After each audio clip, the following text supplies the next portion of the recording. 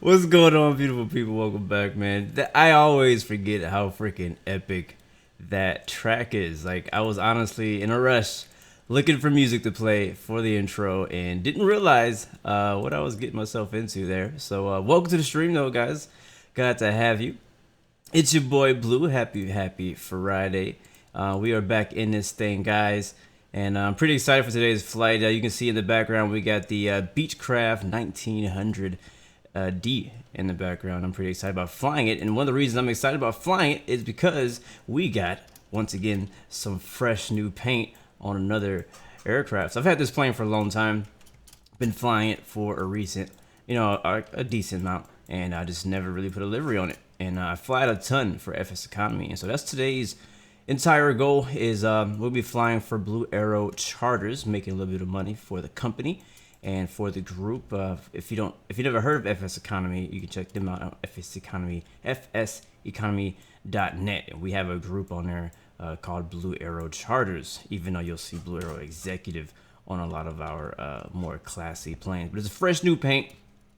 I've been meaning to put a paint job on this thing for like ever, and I finally got around to it, and I was like, you know what, we're gonna stream it anyways. So we got the new it's got that really dope carbon fiber look to it. I saw a Gulf stream with that type of look before the other day, and it inspired me for this. I have a similar texture on my cars for iRacing. One thing you'll see is I actually got to fix this. This is backwards right now, so I need to get that fixed. But everything else should be okay, even if you're looking from the inside view. Got that flybluearrow.com on the engine cover. And the Island Fusion, welcome to the stream. Tanner Costin, Sharabia. Today we have multiple legs. Let's talk about it. Matter of fact, first before we do that, let's get some music going. Yeah, how about that? Let's get some music playing in the background. All right, got some random music going. All right, so I'm gonna push you guys over to my screen. I'm gonna try to be pretty quick about it here. I'm gonna show you guys my screen. We're gonna go look at the FSeconomy website, and I'll show you guys what we got going on in today's flight. All right, so this is our. Should have signed in first, right? All right, so log in. Aiden Supreme, good to see you, man. You guys are gonna be the CEO of the chat there, so sorry about that. But all right, so I've already kind of booked my flight. We got about $24,000 worth of assignments going, and assignments are just passengers. So right now we are at Papa 48. We're at P48. That's one of our own FBOs, and we'll be heading to the Grand Canyon. This is our first leg right here, Papa 48 to the Grand Canyon. So I'm gonna go ahead and just select all of these and load them to my assignments, because right now they're in the holding area. So there we go. So we got a bunch of assignments. So we'll start off at Pleasant Valley, and then we'll head to Grand Canyon. From the Grand Canyon, we will continue to where is it? one G4, one Golf 4, which is Grand Canyon West, super dope airport out there. From there, we'll pick up some more people and fly to Perkins in Nevada, and from there, we'll continue to our last stop, depending on how we do on time, AZ50 Triangle Air Park, another one of our FBOs. So we got some flying to do. I can show you guys here on the Sky Vector map if you're interested in knowing like where the heck that is. So this is where we're starting out. Papa 48. We'll end at Alpha Zulu 50, and then we'll stop at the Grand Canyon. We'll stop at West Grand Canyon, and then we'll stop at Uniform 08. So once that 1, 2, 3, 4 stops today. Not too long. The longest leg will be our first leg. It's about 130 miles. The 1900 should do a decent job. Probably take us about 25-30 minutes to get to Grand Canyon. From there, we'll continue to the west, about an 81-mile trip over to the West Grand Canyon. And then from there to Perkins, which is just to the east of Las Vegas, and then down to Triangle Air Park. So we'll talk more about that as we get into it. But lots of assignments to pick up. So like again, we're gonna have a full flight. First flight only got 3 people in there, but after that we'll be loaded, man. So we'll make a little money here. Hang out, man. It's Friday. We'll have a good time. You guys make sure you hop in the chat and ask any question you have or any comments, anything going on in your world. We'd love to hear about it. Cause we got plenty of time to talk, hang out, and chill. So let me get the camera back up here.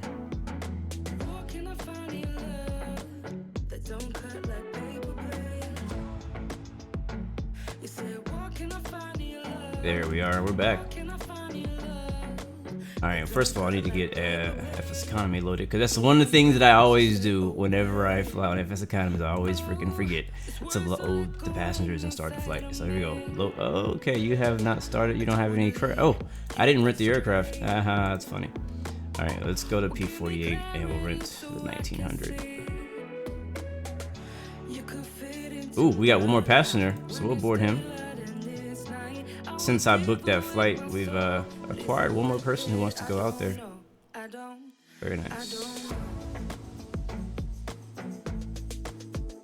Supreme, thank you, bro. Tripix, what's up, man? Nicholas Gaming, good to see you, buddy. Starly, what's happening, man? We'll talk about flight training here in just a little bit. Stick around. Master X, what's up, man? No, sir, no infinite flight to date. All right, let's get this thing going. I should be able to go ahead and rent that plane now. There it is. And let's see, let's make sure Project Fly is working too. In case you guys are like, hey, how far are you?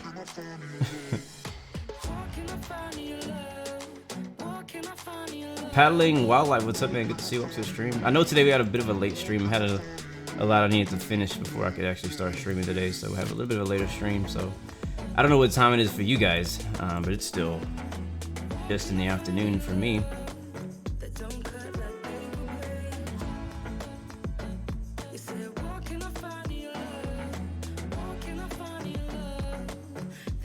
All right, Project Fly is live. All right, let's get the master switch, and I'm gonna we'll turn the music down so that you guys can hear the sounds of the 1900. I've never streamed this plane. I've been flying this thing for a long time. I've never streamed it before. Hi from Australia. Hello from London as well. You guys are amazing. All right, battery's on. And did we do this already? Because I always forget. I'm always so paranoid that I'm gonna forget.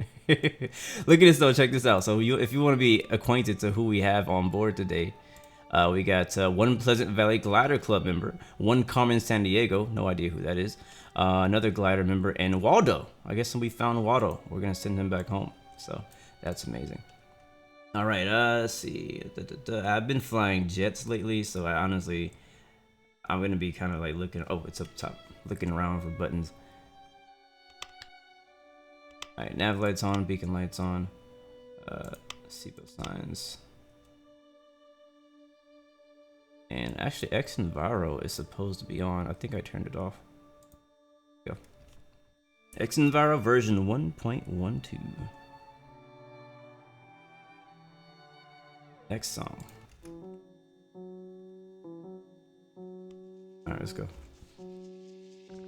Alright, that's working. Where is... Oh, this is my condition lever just was not there at all. Alright, condition lever forward. We'll bring the fuel cutoff valve back. Make sure that the throttle was back on idle. And I'm gonna go, battery's already on. We'll hit the right ignition. I did nothing. I'm missing something. Battery's on. Oh, static elements need to go away.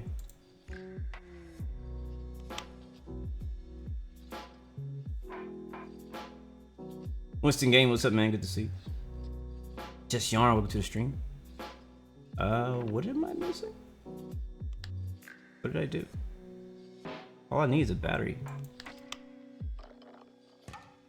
Probably should have tested this plane before I came to fly it. Yeah, I usually just hit the right ignition and it just starts. Not. By external power. Watching from Angola, very nice. I think I'm gonna reload this plane. Yeah. Something's not working right. So we'll just start a new flight and see if it worked out. Sometimes you just gotta start over. Sometimes you just gotta start over. I'm also gonna be trying to use ForeFlight today, so I should be able to actually bring it up to on my screen here in a little while. But let's get this going first. All right, battery coming on.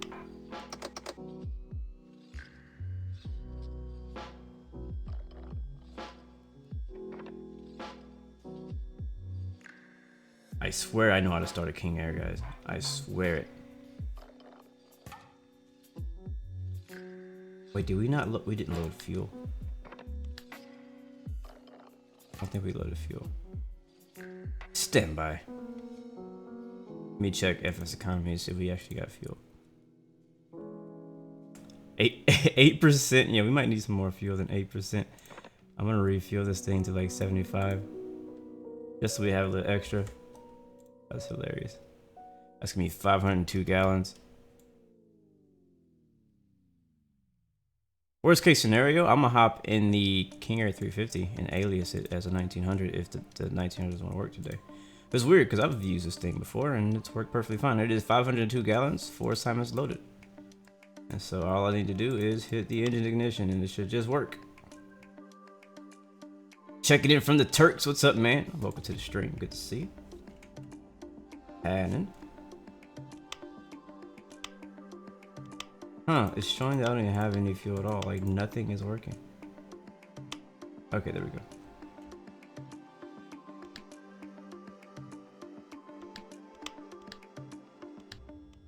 Yeah, fuel quantity 75%. We have 3. Oh, that's good.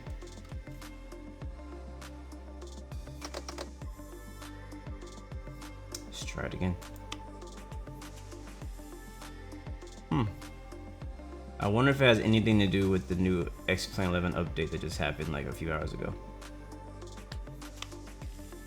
I wonder. Oh, duh. I gotta actually hit the starter button. Ha ha ha. Ah ha ha. Alright. There's 20%. Add fuel. Oh, why are the remove before flight still in there? Bad pilot. Oh, and you work for Maverick, a touring company that flies to the Grand Canyon. That's pretty cool, man. Yeah, so on FSeconomy, I actually should have showed you this as well. I'll show you when we get en route on our first leg, but I've kind of reorganized my FSeconomy network since we've last done an FSeconomy flight on stream. And so I'll show you guys what we got going on. But I have a base of about 4 or 5 FBOs and airports pointed to and around the Grand Canyon. All right, that's a good engine. We're gonna go with the generator. And starting engine number 1. And so I just love flying in the Grand Canyon. So I was like, you know what? We have some FBOs near the Grand Canyon. Why not point our assignments to the Grand Canyon so I can just enjoy the view often?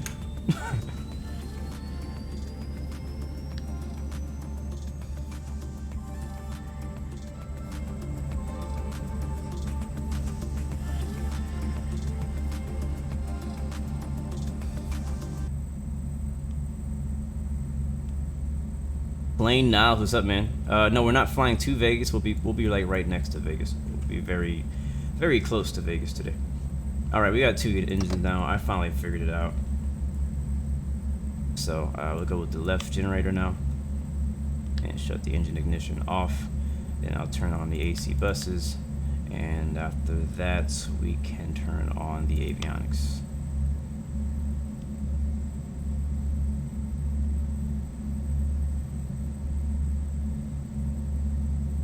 Don't need any anti-ice. Don't need. We can on the auto feather later. I think we could do that later. Stall warn we'll turn on. Pitot we can turn on later. Fuel vent we can turn that on later. All that stuff we can do later. On this side though, we need to turn on the bleed air valves, and we need to turn on the. I have a quick look for it. Where is it at? Sorry. Don't get dizzy, guys. Don't get dizzy. Here it is. All right, down here, you need to turn on rudder boost and these buttons here. Up. That should turn on our EFIS. What's going on, Seb MKN? Man, I wish I knew how to say that. Welcome to the Blue Arrow family. I'm missing something. I missed one button down there. I am absolutely looking forward to this new Microsoft Flight Simulator. Oh, actually not these. These are the wrong ones. These don't do anything. These down here that I need to click on. So now we should get, yeah, buddy. So we'll cruise at 18,000 feet on this first leg. We don't have to go that high, but we will. We'll be IFR for this first leg. And I don't know why I don't have a button that sends me straight down here. So I need to set our altitude, our oxygen up to 18. There, right around there should be fine. Rudder's already on. Let's set our flight plan for today. We're already burning fuel, so we won't take up too much time. Speaking of that, I need to make sure that I do have that flight loaded in. Yeah, it's loaded.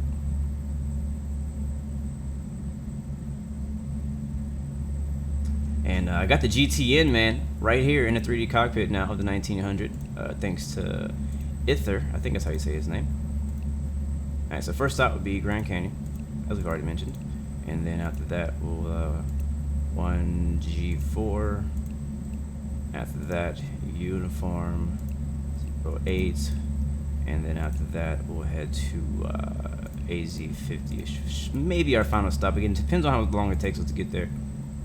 And if we have any issues along the way. Alright, we're gonna squawk 2200, altitude reporting. I think we're on VATSIM. Yeah, we're on VATSIM. And I'm not gonna worry about filing a flight plan right now. We'll do it later. We'll be VFR. Oh no, we won't be VFR. What's this? What are these lights? Pitot heat, auto feather. We'll turn them on when we get ready. All right, ready to go, guys? Strap it. What up, Nathan? What's good, bro? Bro, you gotta check out this new livery I got in the 1900, baby. It's nice. This is the 1900. All right, nose wheel steering's working. This is one of the Blue Arrow charters. Nice money makers here. You can fit 19 passengers on it in it. I don't know where the winds are. All right, so winds are going that way, so we'll take off. I'll let you guys vote. You got like 10 seconds, so type it quick. Do you want me to take off on the dirt runway or the asphalt runway? It is up to you guys. I will let you choose because we have the wind is kind of in favor of the dirt runway. It's gonna be first come first serve here. Actually, we could take off down there at the end. We can either come this way. We could actually still take off this way. There's plenty of runway to do this. I got dirt. All right, you guys want dirt? Dirt it is. Let's get dirty. We're gonna turn around.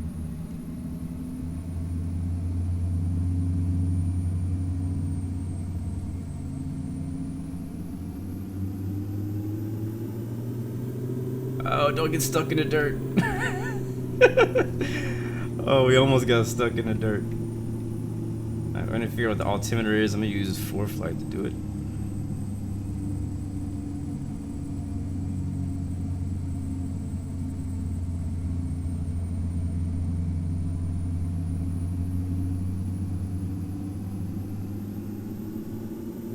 Uh-oh, am I gonna get stuck? No, okay, it's muddy today, maybe. I don't know. Alright, landlines need to come on. Wow, none of the lights were on apparently. Oh, we did have to restart, didn't we? So, alright, this runway also has a bit of a slope on it too, so we'll just pay attention to that. Alright, Pleasant Valley METAR. There is no METAR. The closest METAR though says, I don't know what it says. We use Glendale's. Taxiway. Seems legit. Alright, see if we can get this thing turned around without getting stuck in the dirt. Look at all this dirt we're kicking up.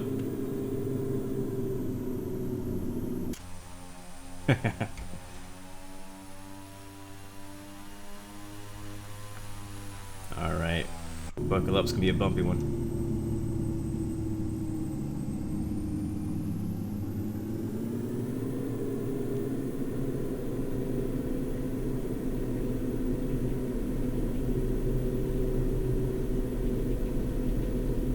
We do have a bit of a crosswind on this runway.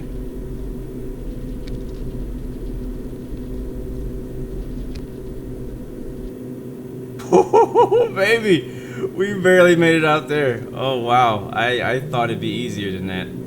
I didn't go 100% throttle though. We came back on throttle a little bit. We probably could have rotated a little bit earlier, but I didn't. I thought we would have used a little bit less runway. It's a short one. It's a short one, but that's why the 1900 is so freaking like good.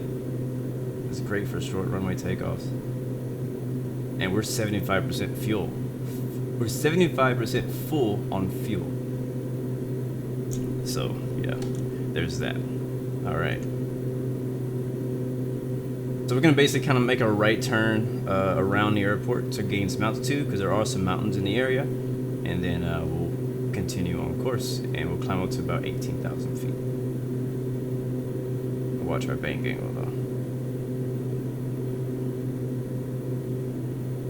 Bring the torque back. Drop RPM back to 1600. Make sure you keep the torque down in the green. Alright, we're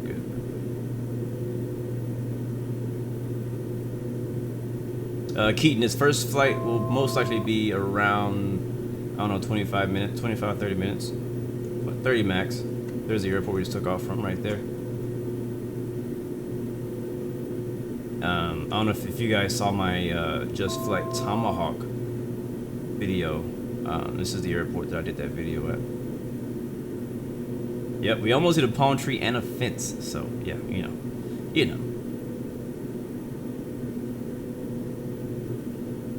Alright, what are we at? Is that 4,000? Okay, coming up on 5,000 now. Make sure that we're tracking correctly. And I keep bringing up that altitude because we don't want to level off at 4,000. We want to level off at 18. Going in the right direction now though. About to fly over Lake Pleasant here in a second on our left.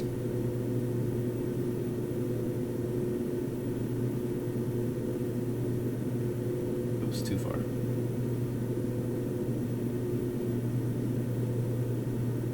Alright, there comes 18,000 right there. Let's go ahead and put the autopilot on. I hate how massive it shows up. I'm like, bro, can you make it smaller? Alright, so we'll do yaw damper on, altitude select, we are at 180, I'll go ahead and hit IAS, altitude select, and autopilot. We'll let go of the controls, and now the autopilot will basically climb, it will pitch to maintain the climb we were at, which is at about 180 knots. I actually wanted to be around 160, I usually climb out about 160, so I'm going to hit the, I think it's down, yeah, I think it's, no it's up. Hit up on the vertical speed a few times and it'll actually change my speed that I climb out at, so we'll just keep hitting that a few times and the aircraft will pitch up. What up, Luke? Good to see you, man. To the stream. Alright, let's go ahead and get the aircraft set up like it's supposed to be. Prop sync gonna come on, pitot heat's gonna come on, auto feather that'll come on, and we still don't know what our altimeter is. Something we should have figured out beforehand, right? Right. I want to test something out too, because I mentioned to you guys earlier that I want to kind of, I'm trying to learn ForeFlight for my real life training. And so I'm going to bring that on the screen here and just show you. This is actually my iPhone. I need an iPad, guys. I do, because this screen is so little and so hard to see. So we just took off out of here, out of Pleasant Valley, Papa 48, uncontrolled airport, just outside the Class Bravo of Phoenix, to the northwest. And I just want to get the METAR of something nearby. Obviously, we, Pleasant Valley doesn't have a METAR because uncontrolled is like a small little no-name airport. So I'm just trying to remember how to get there. I was gonna click on what's a local airport in the area. We could click on this one over here, and then go to METAR and 3011. I can put that in here. First passing 10,000 feet too, so we turn the lane lights off, taxi lights off, ice lights off, tail flood, recognition. All right, cool. So yeah, so anyways, so the cool, I mean, I've been learning a lot about ForeFlight, and this is a really cool app, I'm not gonna lie, especially for somebody who comes from flight simulation, and usually I use like Navigraph and things like that. Like there's so much geeky information. Uh-oh, we didn't hit nav mode, did we? We did not. There we go. All right, now we're gonna follow where we're supposed to be going. So anyway, so right now ForeFlight is in sync with my X-plane. So this little blue airplane you see right here is actually my airplane. So that's why I was like, why am I not following the right path? And that's because, yeah, I hadn't hit nav mode. So the aircraft is basically going wherever the heck you want to go, which who knows where airplanes want to go. But we're passing 10,000, right about 170 on the climb out, and we're gonna be headed up to the Grand Canyon. Straight shot. We're not gonna do any waypoints in between. We just fly straight there. You can see this big old. So basically, it's like it reminds me of like Sky Vector, but in an app. You know, it's really cool. And there's a lot of other things that I can do here. I can change the view to street map, and it does some things that I didn't see a difference there. And let's see what's up. There's some other cool things on here that I touched earlier. Now I can't find them. It'll tell you the wind if I go to wind aloft. I used this morning. I did a flight from Sedona all the way to Houston in an Eclipse 500.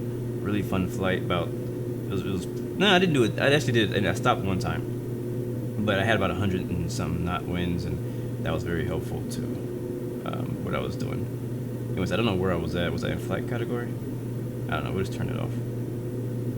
There's a way to show like the actual map though. I can't remember how to do it. Airplane Memer, good to see you, man. Infinite Flight Boeing, good to see you, man, as well. Welcome to the stream. Evo, welcome to the stream. Ghost Rider, what's up, man? Melvin, welcome, man. Luke, Keaton, what's up? The app is called ForeFlight. I don't recommend it unless you're flying real planes. Honestly, like my 100% honest opinion is I don't recommend it unless you fly in real life. And the reason why is because it's extremely expensive. And I'm not paying for it at the moment. I actually have a free trial, and this is what I'm using right now as a free trial. So there's a lot of other features in here, like synthetic vision. What? On your phone? What? Yeah, so that's a thing, but I can't use it, obviously, because I need to have a subscription. So we'll turn it off. And there's even like a 3D map thing that you can have, and it's a lot of cool stuff. Documents. I have to actually have all my I want to say Navigraph charts, but it's actually Jepsen charts. Or not, is it not Jepsen? I'm not sure who it is. But I have like my nav data in here, so I've actually just updated that yesterday because a new one just came out. You can actually do weight and balance. In fact, I didn't actually put this plane in the system. Here's imagery for different regions. We'll do USA.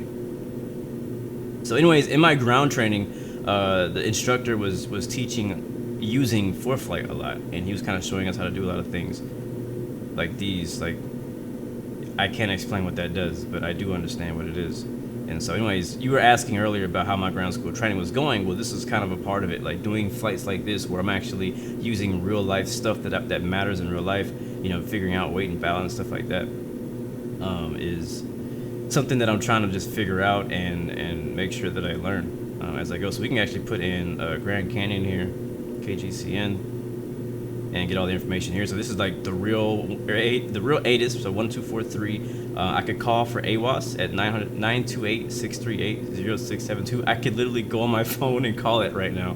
That's real, you know what I mean? It's like, this is not for flight sim anymore. This is beyond that. This is now like crossing over to like, hey, you're gonna go on a real flight. So I'm trying to get familiar with it. So when it comes time to it, obviously I know that I'm not gonna be using ForeFlight as a primary thing, you know. I gotta make sure I learn to fly without the electronics and all the special extra stuff. But it's definitely a big help. Let's go ahead and add some more power. It's definitely a big help. So I got a sectional chart for Las Vegas. Lots of really good stuff in here. It even tells me what type of fuel they have available right now, and Grand Canyon National. So good stuff, cool stuff. Right now we're using it for this, but pretty cool. So I'm actually gonna take it down. It's taking up like all of the darn screen, and I'll bring it back later when we need it.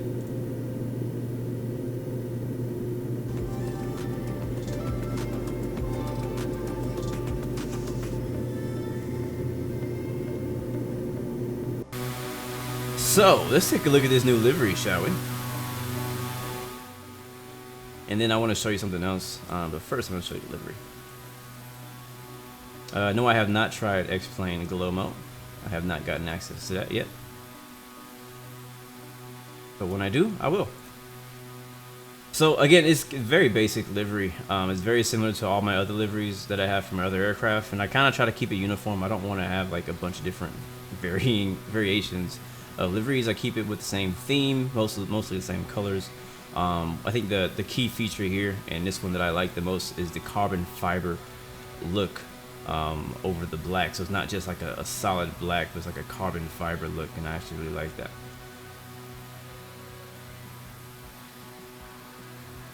And yeah, somebody asked about RFS. I have it on my phone already. I just haven't got around to making any videos or anything. I actually wanted to do a review for it, but just haven't got to it yet. So yeah, so that carbon fiber look, I really like that. I have that on all my cars currently for iRacing. I do see a little weird line here. I don't know if I'll be able to fix that. Don't know if I care enough. Another cool thing is that man, this thing tracks so well. Like, it just told me on ForeFlight that we were at 1,800 feet. Sorry, 18,000 feet. So I can change my altitude to standard. So it's really cool. Like, it'll, ForeFlight, when it's tracking your flight, it will actually alert you when you hit 18,000 feet. It will alert you when you're reaching a runway. It will alert you when you're approaching a runway on landing. It will give you, it'll say like 500 above, like whenever you're landing. Like, it's crazy. Like, I mean, again, I'm new. I'm completely new to this. Some of you guys may be real pilots and be like, yeah, ForeFlight does that, whatever. But I'm completely new to ForeFlight, and I think what amazes me even more is the fact that it translates to X-Plane, like it does it in X-Plane. And I just think that's cool that it's like, hey, I know you're at 18,000 feet, and it's extremely accurate.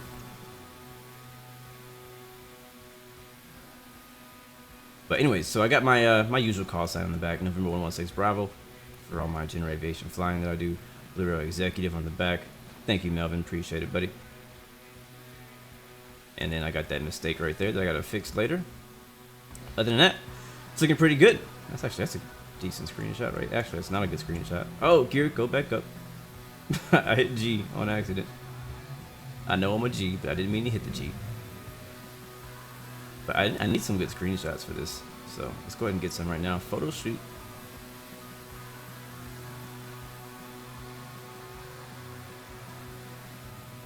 Chris, I don't have any opinion right now on RFS because, again, I have it.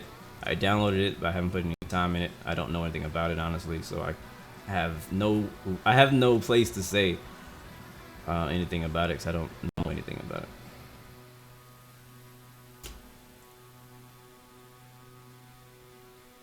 So.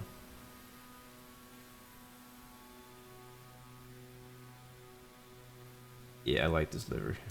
I've been wanting to get my own livery for this for a while. I've been flying it quite a bit. And sometimes when you fly a plane a lot and you have the ability to make a livery, you're like, I need a livery for this. But beautiful view flying out here. Where are we right now? About to fly over Prescott. And let's take a look and see how much time we got until we get there. We're cruising at 18,000 feet. Wow, at 55 minutes? Really? Is it really going to take that long? You have a direct crosswind, 17 knots. That's 254. Oh, wait, you know why? I know why. All right, gotcha. So I need to change. Hold on. It's this is not. That's how long it would take us to fly all the way to AZ50. If I go to menu, I think it's map setup, and then that's not it, is it? No. Change user fields. Here we go. So ETE instead of destination, estimated time en route. That'll tell us how long until we get to our next waypoint. So it's gonna be 20 minutes till we get to Grand Canyon. Very nice. Like it, like it, like it. So again, we'll stop there at Grand Canyon. We'll pick up. I think we have like, I don't know how many people. Honestly, we have like 8 people to pick up in Grand Canyon, and then the rest of it would be pretty short hops.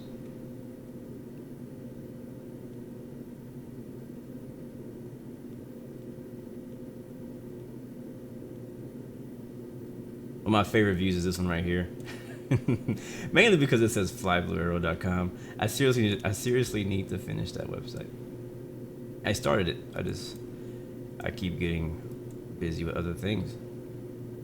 But Blue Arrow, in case you're wondering, like as far as flybluearrow.com, like it's not going to be a virtual airline. It's more going to be like a flight group or like a flight club kind of thing. That's kind of like what I'm trying to make out of it.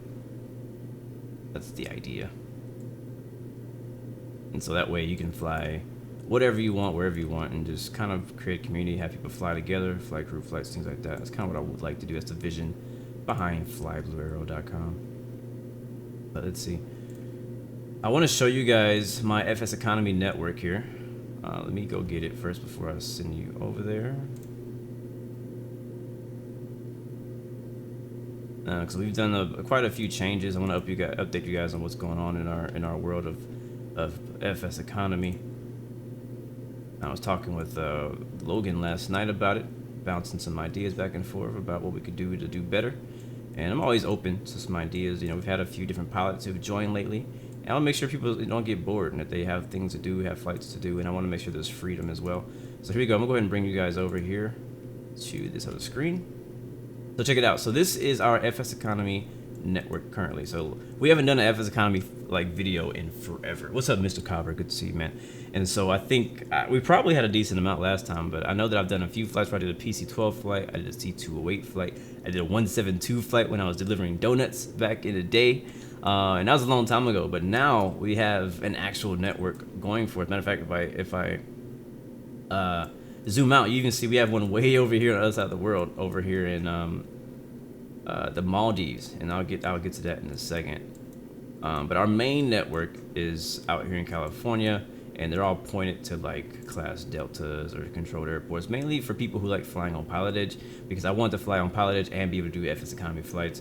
And California is just a really expensive place to be as well, because there's a lot of high demand for FBOs out there, and we were thankful enough to get any. So right now we have we kind of have it set up into like multiple little hubs because they're so spread out. I would love to do it where it's just one hub and you have a bunch of airports coming into that, but the problem is they're all so spread out that you'd have like super long flights, and unless you have planes that really could make those routes count, it wouldn't make sense. But I'm still considering right now. I'm trying to figure out which one of these airports I would like to make. Sorry, that I would like to make as our like main hub. It might end up being like 52 Charlie Lima over here, which is a new airport that I'm working on scenery for. But I don't know. So anyway, so over here we got Modesto. I have some really dope scenery. Actually, this is Mendota. I'm sorry, Mendota, which I do have scenery for out here in California. I have multiple airports pointing to that, and I also have it pointing to Monterey, California. And then we have this little hop over here going to 2Q7. Again, a lot of the airports that we've done I've built scenery for to make it a little bit more interesting to fly in, because a lot of these airports are really unknown. You know what I mean? They don't have a K in front of them. Like a lot of them are uncontrolled airports. Some of them have been closed down, and if you're flying into them on X-plane, it's kind of boring because it's just like a little strip. Like it's nothing there. You know what I mean? And you want to at least have something to look at when you fly in somewhere. So anyway, so I got that out there. So we have scenery for, let's see, I haven't made a lot. 68 Charlie Lima, I've made it for El Rico. Mendota has scenery. Modesto has scenery. That one doesn't have scenery yet. This one over here, Circle El Ranch, has it. And you can get all that scenery off of, where is that? I think you can get off of our Discord. I have links to all those on the Discord. And then 33CA has it. 52CL is coming. I haven't posted that one yet. It's mostly done. 26L has some really nice scenery. That's also on it's also in the forums as well. I forgot I posted it there. We have these actually pointing to John Wayne down here. And then it has a few other small little airports that we have connected to that. And then over here, this is the I guess the network we're flying currently. So we took off out of P48, which is down here by Phoenix. It's mostly like a little glider strip, and we're gonna fly up to the Grand Canyon, and from the Grand Canyon we're gonna fly to there's actually gonna be one other airport over here we're flying to, but we don't own it, so it's not on this list. But we'll be stopping at west to Grand Canyon, and then from there we'll go back to Moab or Perkins or Overton, whichever you want to call it, over there by Echo Bay, and that we do own that airport, and then we'll stop at AZ50 down here. That's how I have it set up in the Grand Canyon, because it's all based out of the Grand Canyon National Park. Kind of have some nice views flying out of Arizona, some nice views over here over the Grand Canyon going either way. You can also get close to Vegas, and I'm not against people taking our planes and flying them other places. As long as you're flying them, making money with them, I'm cool with that. Over here in New Mexico, we have a flight coming from like West Texas to I guess like Central New Mexico, and the whole idea with this, because it's in the middle of freaking nowhere, is the point of this route right here was to have a flight going both ways, you know what I mean? And it looks like Albuquerque Center just came on randomly, so I'm gonna have to talk to him. We'll talk to him here in just a second. And then I have a route going out of Houston. This is my home airport, and I bought a few different FBOs out there to connect that. And then in the Maldives, way over here, we had an opportunity to buy 3 FBOs out here, so we got them and connect them to each other, and I have some really dope scenery out there that I have not shown anybody. So I need to finish them so I can show you guys. Anyways, let's go ahead and this guy wants to talk to him on 12785, and we're 10 minutes out, and I don't have a flight plan filed. So we'll probably have to go VFR from here. 0701. Sorry, FedEx1, that has to be 0704. Have more people moved over since Somebody closed? I don't know, honestly. But I do know people who were using Somebody before are looking for something to do. So there is a gap in the market. And FSeconomy kind of feels it, but at the same time it doesn't. Alright, we're let's actually change this to, let's go ahead and contact him. I guess we'll squawk VFR, because I didn't file a flight plan.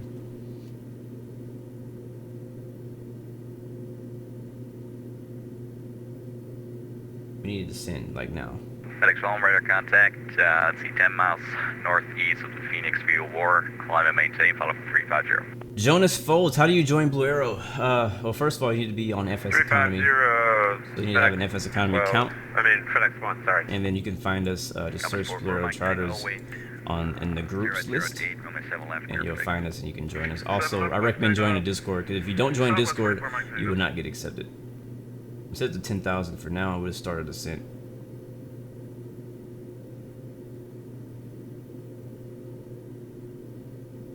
There we go. Pull the power back just slightly, and we'll see what's how far are we from the Grand Canyon right now.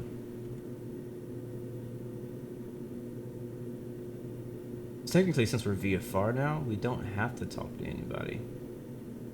But I could ask for flight following.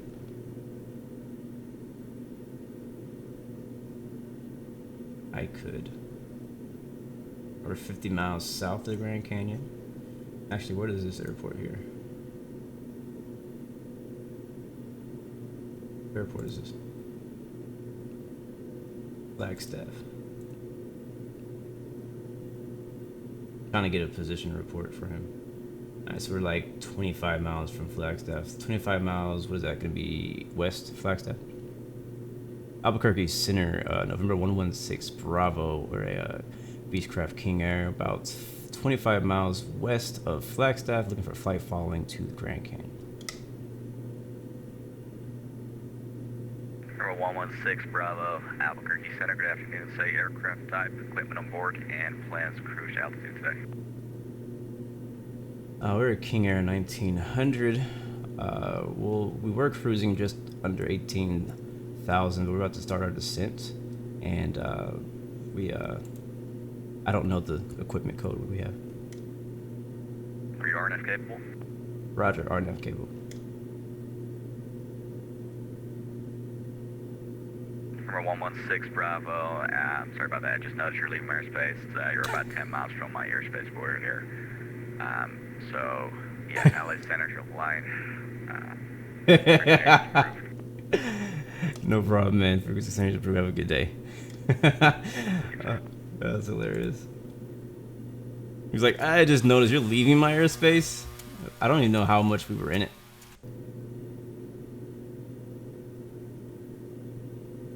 So, oh, almost had ATC. Almost, we were that close.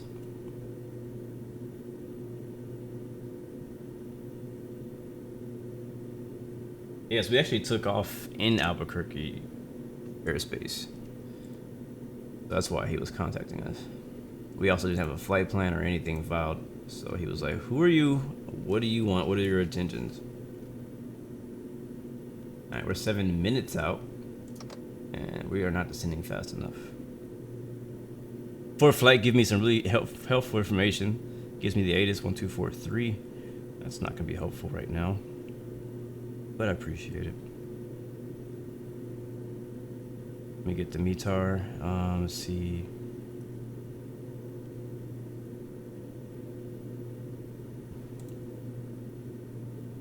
Wind 06012. Visibility clear. Altimeter 3041. Density altitude 7,000. So I'll set our altimeter to 3041. Man, the density altitudes have been really high this week in the US. I think I see the airport. No, I don't.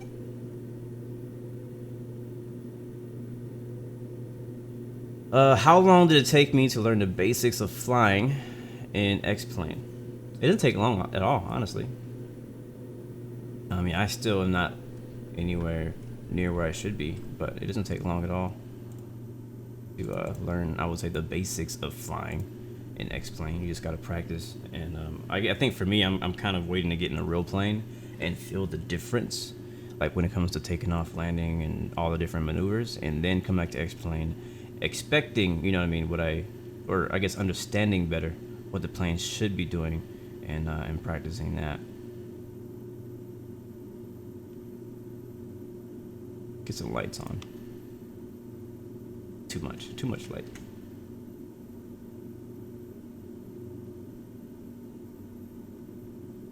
Turn that off. Cabin floodlights go off. Overhead flood, I don't want that either. Indirect, I don't want that. Don't want that.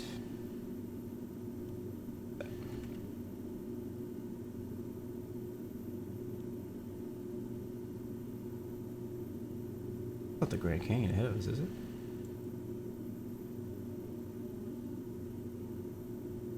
No, that's not. No, that's not it.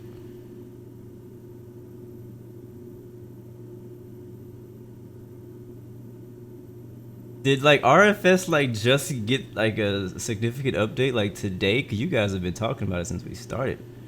I mean, I'm not in the loop with all that. I'm just wondering, like, you guys are really hyping it up right now. Like, you make it sound like the best simulator ever made.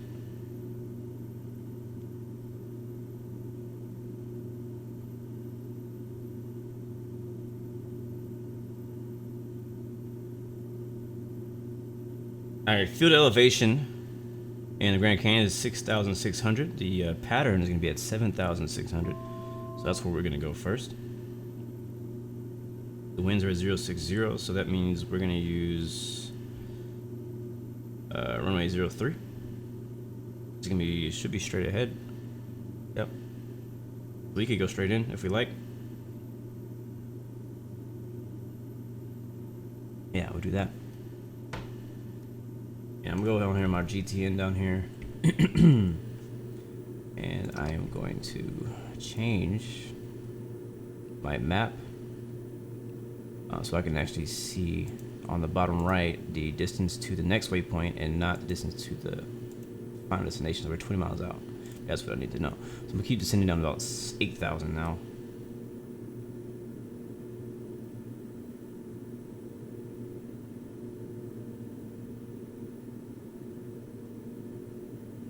Autopilot, descent. And there we go. Pedro, what's up, man? Good to see you. This is the Beechcraft 1900.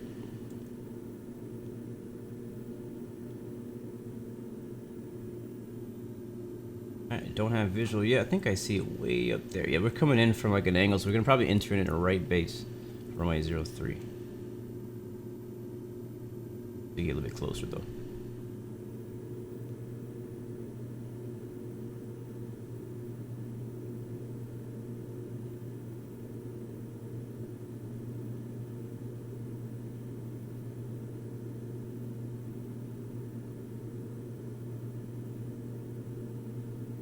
Cookie Production, what's up, man? Good to see you.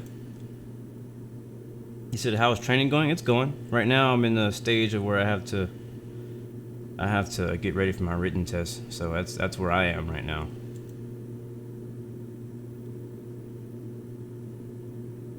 And that's a bit of a challenge. Matter of fact, I think in this next leg, I'm gonna bring up some of the questions, and maybe you guys can help me out with them. That would be a huge help. You guys can help me with my training. How about that?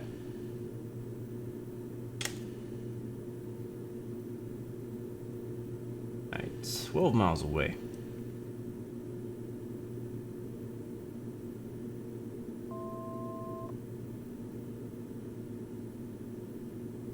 Hold on. You were asking something, Captain Rowdy. What up, Blow? Good to see you, man.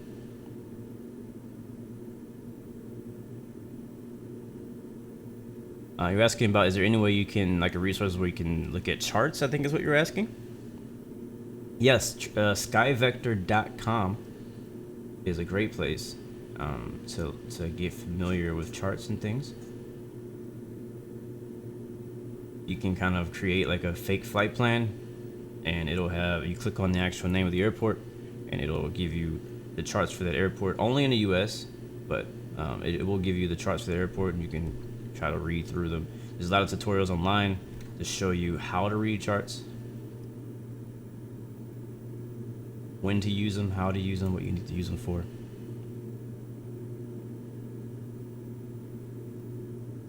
Alright, we're 7 miles out.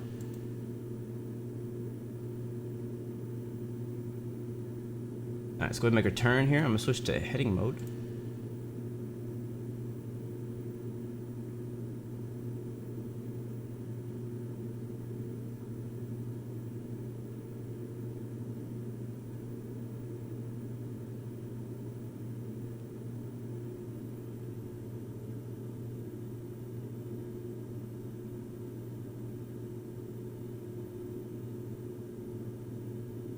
So we're right base Grand Canyon National, King Air 116 Bravo on a right base, runway 03, Grand Canyon National.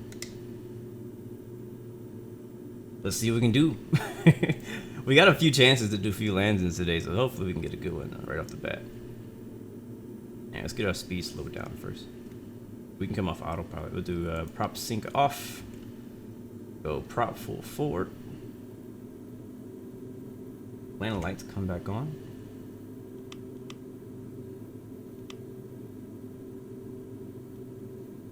Currently too fast for flaps. Autopilot off. Got Emperor off. I have the controls.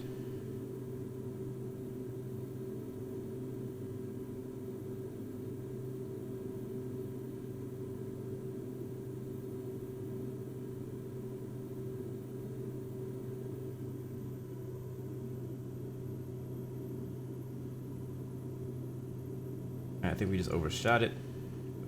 Okay.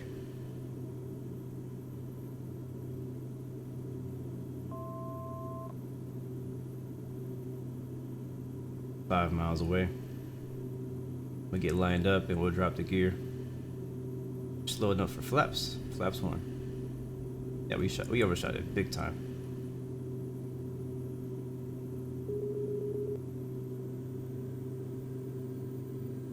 big time.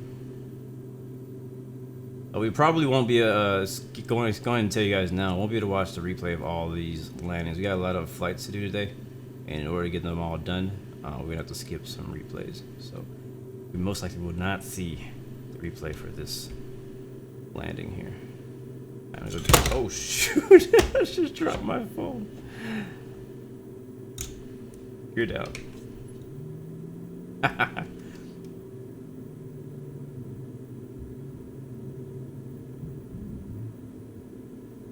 Flaps too. 500.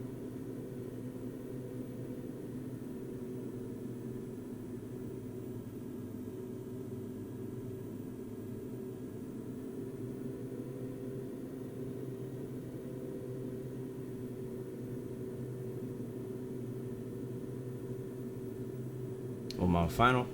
Grand Canyon National, King Air 116, Bravo, 1 mile final runway 03, Grand Canyon National. Alright, flaps are full, gears down, 3 green, runway's clear.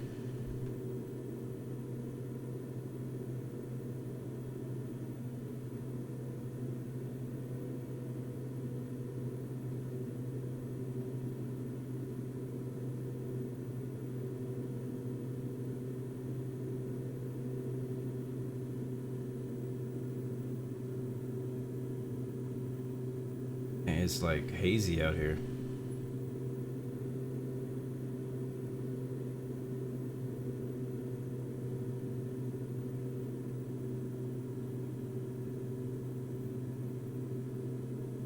Got plenty of runway, might as well use it.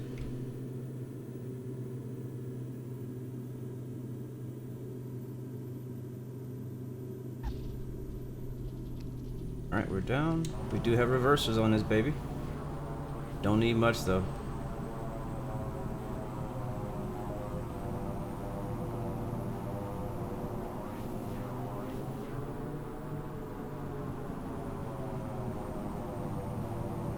Alright. And leave manual braking. We'll exit here to the right. We're not going to taxi all the way to the gate or anything like that. We're just going to taxi back to the whole short line and set up for our next flight. I don't want to waste any time going all the way over there, but this is a great airport, free airport, available on the forums. Wow, it is super hazy out here, even on the ground. But super dope airport. I love this airport. I fly into this airport and out of this airport a lot, honestly. You've probably seen me in multiple videos already flying in and out of this airport. So Grand Canyon by I can't remember who it's by. I thought it was by Mr. X, but last time I flew here, somebody said it was by somebody else. So just look up Grand Canyon scenery, and you'll find them. But this next airport we're flying to next, 1 Golf 4, 1G4, West Grand Canyon is also by the same group or same people, and it's equally as good. So looking forward to flying out there as well. All of them are very highly elevated. Again, the elevation here is 6,600 feet. Density altitude currently is 7,000. So. And if you don't understand what that means, it's something I never understood before, was density altitude. And you know, as I learn more about aviation going through my own training, I'm definitely going to be kind of, you know, sharing a lot of that with you guys, for those of you who care. But if you ever wondered, like whenever you hear like density altitude, you're like, what does that mean? Well, density altitude basically is like, so there's a MSL, so there's an actual altitude. So like right now we're at 6,600 feet above sea level, but depending on the weather and how dense the air is, the aircraft feels like it's at a different altitude. So currently the density altitude in the Grand Canyon is somewhere in the 7,000s. So like, you know, whenever you take off in an aircraft at like zero altitude at zero, like aircraft is like, yeah, it just goes, right? It performs really well. Whenever you get to a higher altitude, like in 172, you're at 7,000 feet or so, it gets, it takes a bit more power. It doesn't run as smooth, I guess you could say, and at a higher altitude, and that's kind of how the plane, I guess, interpreted. So let's go ahead and unload these passengers. We got more people to pick up here. We'll drop off 4. We got plenty of fuel for the next flight. I'll start the next flight. We're gonna pick up a whole bunch. Jesus, 19 assignments. We are full flight now, so we're gonna have to use all of this runway on the way out. All right, cool. All right, set up. We already have our next flight set up here. I do need to set up on my app. On my app. Show you guys what I'm doing. Not gonna sit on the ground for too long, though. C1G. 4. That's not right. And then after that, we're gonna go to uniform 08. After that, we will go to Alpha Zulu 50. We'll see if this is in here because the airport might not be open. Yeah, there it is. So this is the rest of our flight plan. So now that's inside of 4 flight force, so I can keep track of that there. Oops, I keep hitting that, man. It's like in a place that I'm not used to having to reach over. Alright, we'll get Project Fly set up and ready for the next flight. So we actually did a landing rate of 197, which is a little bit hard and it's such a small plane. But I think the next one will be better. Actually, I know the next one will be better. I can put my word on that. Alright, next flight's 1G4. Let me go ahead and set that up. Project Fly. And I guess I could file it on, we'll do VFR. And I guess I could file it on VATSIM so people, in case ATC comes on, they'll know what the heck we're doing. AGCN to 1G4.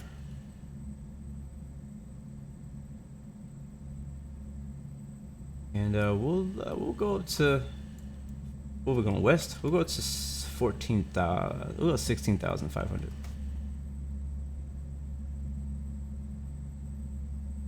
That'll be a VFR altitude for us.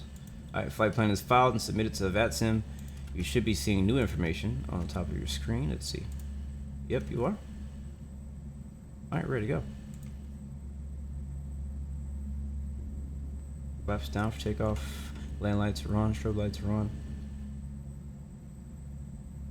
Passengers are loaded. Double checking that. Always gotta double check that, man. Always, always, always. That is, they're good to go, baby. Let go.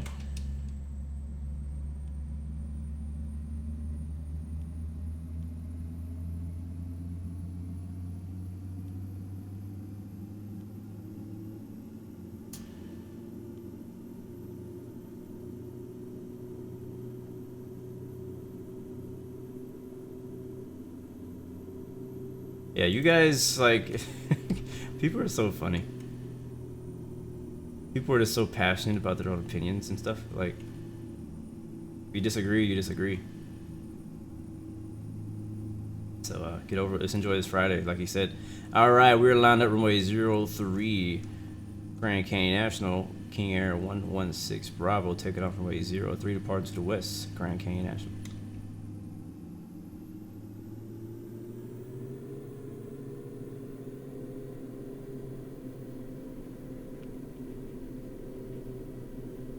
Alright, we're rolling. There's 60 knots.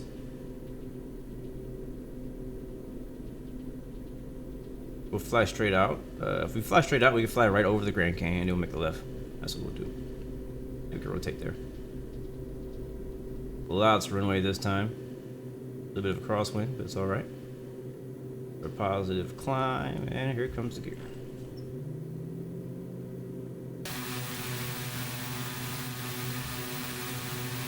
Our Friday's going pretty good, man. Thanks for asking. I really can't complain.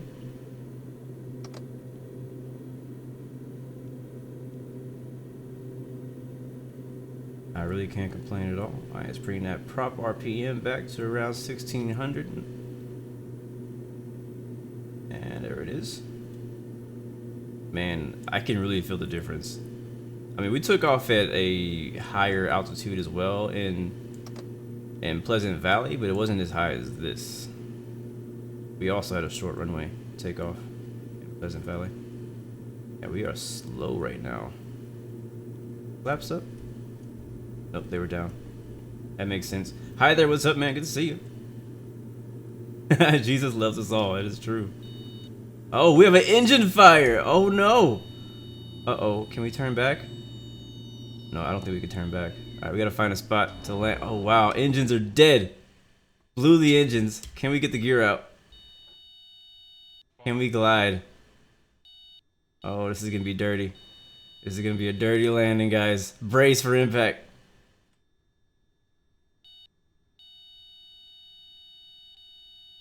Ugh.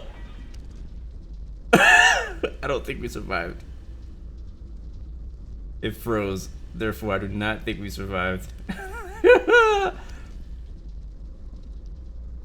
Yeah, it like locked up.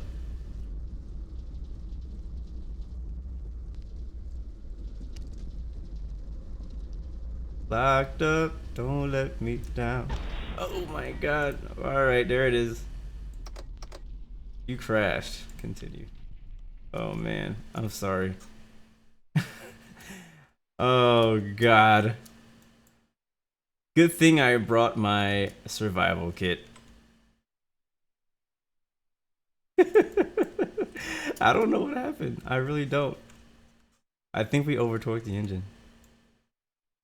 I think we over-torqued it. Alright, we'll try that again. Make sure we're gonna cancel this flight. We'll redo that. Oh. Yes, I'm sure. Unless everybody wants to die. We'll restart my flight. Our landing rate on that crash landing was a 1,429. For those who are interested.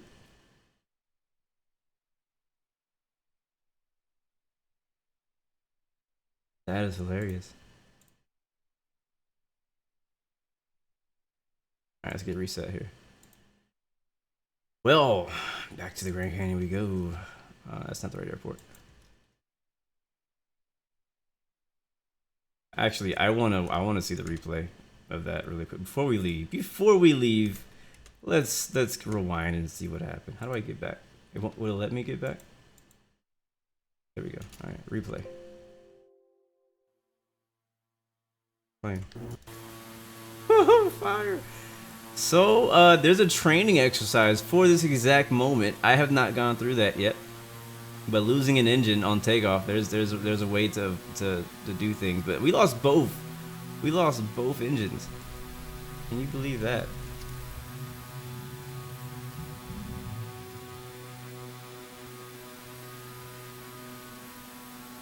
Everybody okay? Everybody have their legs. Wow, we lost our engines quick. Look how soon. Look how soon we lost them. I didn't even notice it until I looked at the window. So we had so much. Wow, that fire looks really good. Actually, the black smoke looks really good.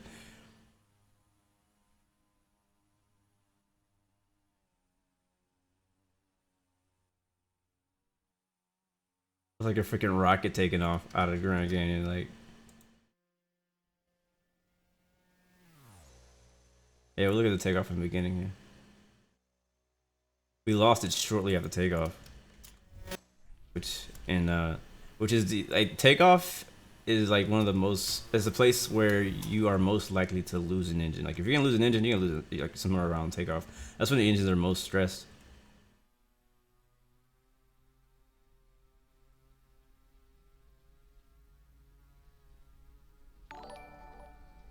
You leave for 5 minutes. Yeah, that's what happened. Thank you for the super chat donation, bro. Appreciate that. The love and support is real. Brand new freaking plane. Brand new paint job. We already blew it up. Alright, look at this height. So we go gear up. There goes the gear. And we lose the engines as soon as the gear came up. Wow. Is that a space shuttle? That's a B-1900 space shuttle. That fire does look good though. All right, let's try again. We might not make it all the way to our final place that I was planning on getting to. We'll just go until I gotta go, cause I got like another half hour to stream here. Maybe a little bit longer, but we'll start the closest to the active runway. That means I gotta start the plane again. Do the flight plan again. Dang. Track real time. Yeah, that's fine. Oh, that's good. Yeah, start flight.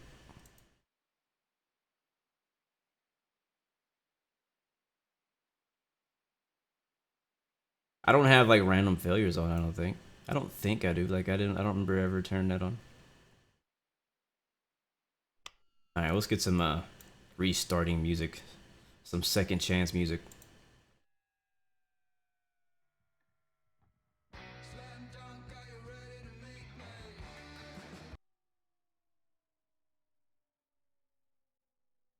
Yes, Starlight, I do have a C208, but I won't be flying it today. I also have the GTN mod in the C208, which makes me very happy because I like flying with the GTN. All right, battery on. We know how to do this now. We're professionals. Let's get the passengers loaded. What happens to my music, man? There we go. Actually, we'll shut it off. FSeconomy, start flight. Please, 418 gallons of fuel on board. Roger, roger. And double check the fuel quantity. Yep, that looks good. Beacon lights and all that's gonna come on up top.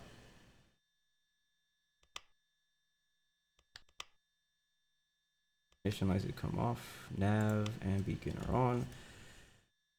Right ignition, right starter. Prop needs to be full forward. Starter needs to be back. Fuel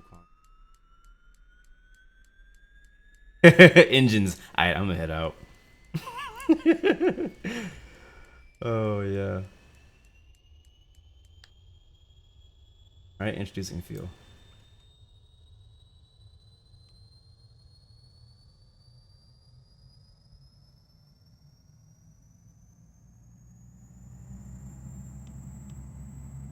These engines starting up. You good? Uh-oh. That's probably why. Freaking static stuff in the way. Alright, we apparently have one good engine. We gotta be real careful with these engines this time. Alright, generator. Right side generator reset and on. Ignition switch off. Left ignition on. Starter left. Starting left engine. Clear prop. Dear Crusher, what's up, man? Bro, that's amazing. Congratulations. That's dope. Yeah, I've been seeing you flying a C208, man, making them look good. Making them look real good. So, best of luck to you, man, on your training for the CRJ 900. That's amazing. I'm looking forward to getting up there with you, bro. I'm gonna catch up to you eventually. Well, I probably won't catch up, but you know what I'm saying? Like I'm working on it. I'm working on it. I'm working on that license stuff. All right, second engine is coming up.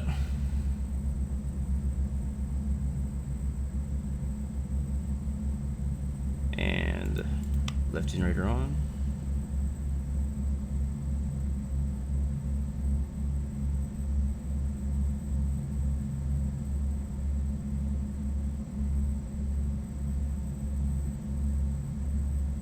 I don't know who just texted me. Probably wrong person, wrong number. New phone, who it is? All right, here we go. Ace on, ignition's off. What am I missing? Let's go down a little bit closer. I'm gonna do the feather now. What else? We've done this before. I'm just gonna turn these on now because I'm gonna forget later. And we also need the... Wait. Did we turn the EFIS? Yeah, we turned it on. So we turn this down here.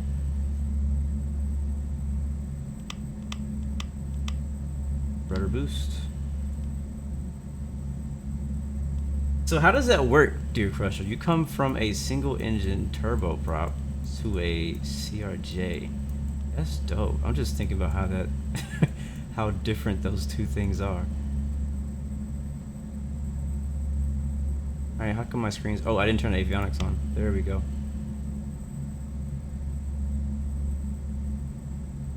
You will. We'll run into each other in H-Town. I might be doing pattern work when you come down.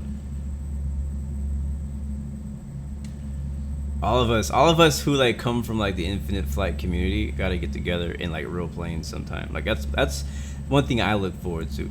Like I look forward to that day when people who come from like not just infinite flight, but you know what I'm saying, like the flight simulation community in general get together and do real life fly-ins and stuff like that. Like I'm looking forward to that day.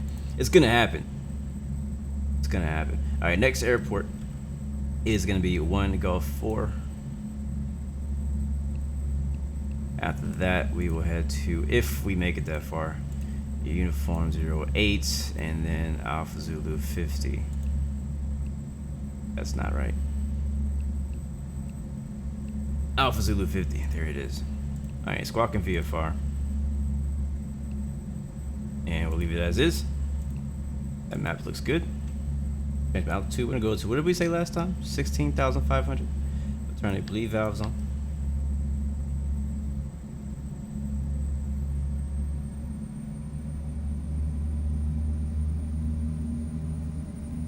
Alright, there we go.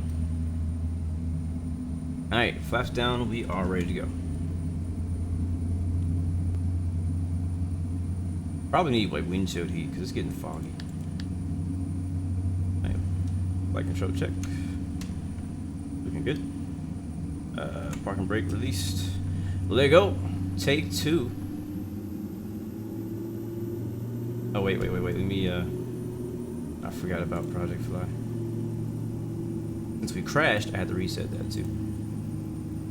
And it also kicked us off of VATSIM because we, I guess, were on the ground. I'm not sure what reason. Makes sense. You crash, you get kicked off of the online network. That makes sense to me. Flight plan, file. Alright, we're ready to go, guys. Sorry about the delay, but I had to go to the hospital.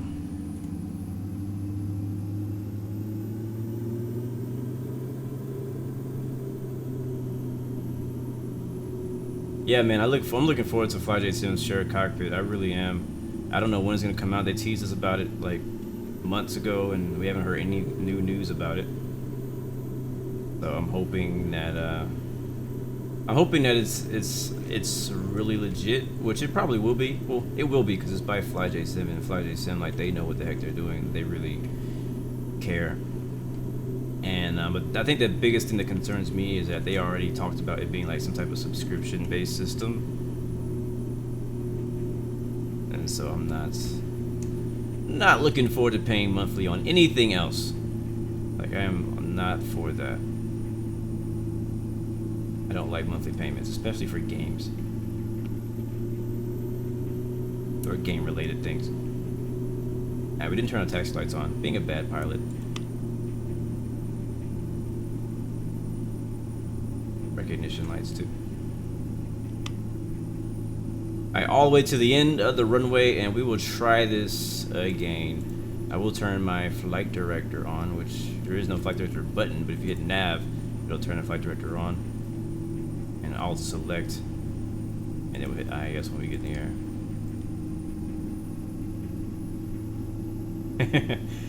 Yeah, enter at your own risk, guys. The pilot's last flight ended in a crash, and I don't know how many people survived. They're all still in critical condition. So now we have a full flight of 19 passengers on this 1900, and let's see what happens. We do have barf bags in the back if you need one. Other than that, don't send any complaints to the cockpit, or he'll give you a parachute. In fact, he won't give you a parachute. Alright, love that taxi skills. Here we go, on the runway again. Grand Canyon National. King Air 116 Bravo on runway 03. Taking off runway 03. Depart to the west. Grand Canyon National. Alright, here we go. Roll and start. My light's coming on. Alright, it's bringing the power back. Last time I went like 100% throttle, so that's probably why we died. So let's bring the power back a little bit. And we'll pay attention to our temperatures on the right, our gauges. 100 knots coming around. We got plenty of speed to go ahead and rotate here.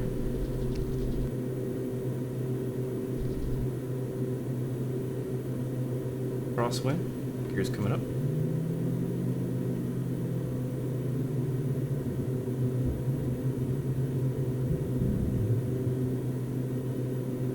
We are still in the green. ITT looks good, torque looks good, prop looks good. Bringing the prop back. You can hear it turning down, so the prop back to 1600 RPM. A little bit of room for torque. Add just a little bit more power. Okay, maybe a little bit less. Flaps coming up. We're going to maintain runway heading for now.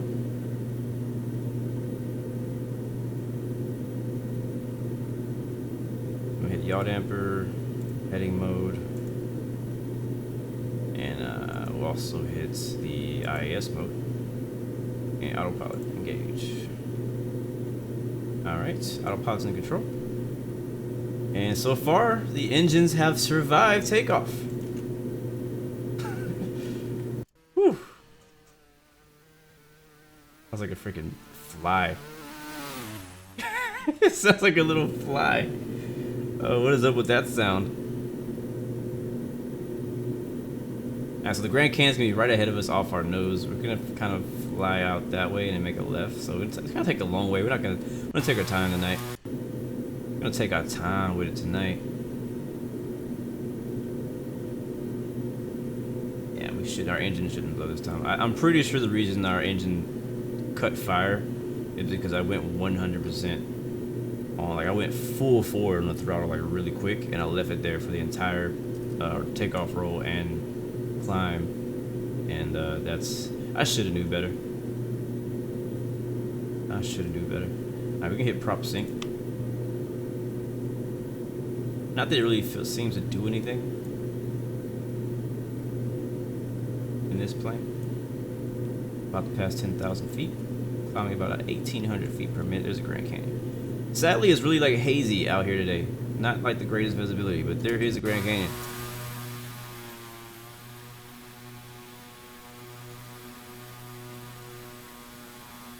And we're gonna go ahead and make a left turn on course.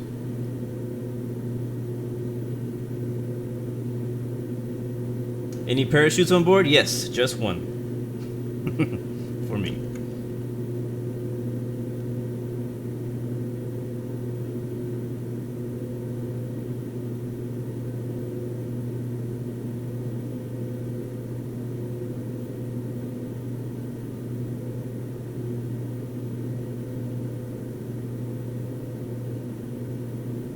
Butter. I never heard that one before. Butter the takeoff. Jonas, you still working on that 757? Sounds good, man. Sounds great. Alright, we're passing 10,000. Landing light's gonna come off here. Taxi needs to be off. Recognition lights come off. Make sure the seatbelt signs stay on. Reading lights, we don't need those. It's daytime. And is for flight working? Yes, it is.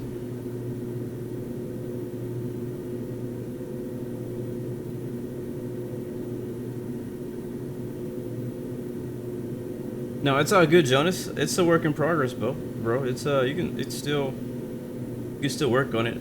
The pictures I sent you, like I was in a rush that day when you sent me the livery, and I was like, well, I don't have time to like really tell you what I feel about it yet. But I can take some real quick screenshots and send them back to you. So that's what I did. I'm not looking at it right now at the moment, but I do know that I want to send it back to you, so that you could see it, you could analyze it, and make changes as necessary.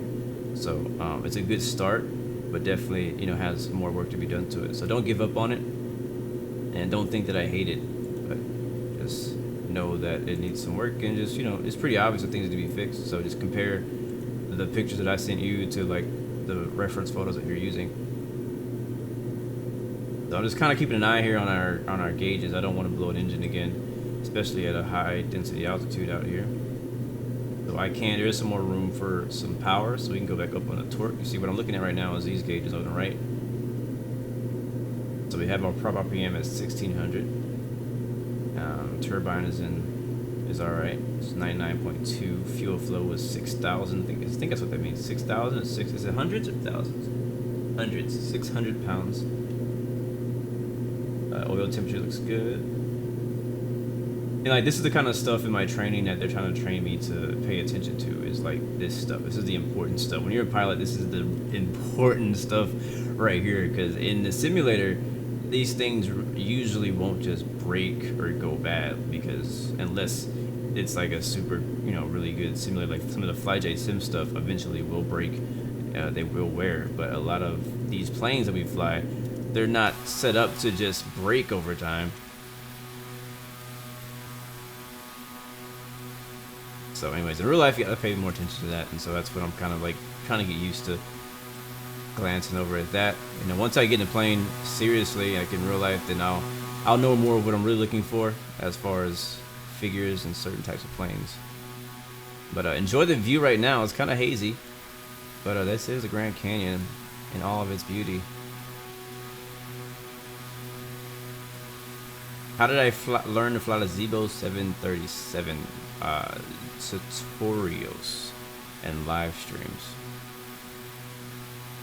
There's tutorials online. Just search 737 tutorial or Zibo 737 tutorial, and you'll find everything you need to know there. There's tutorials on the FMC, tutorials on every stage of the flight. I haven't made any, but there's no need for me to make any because there's already a bunch of them out there.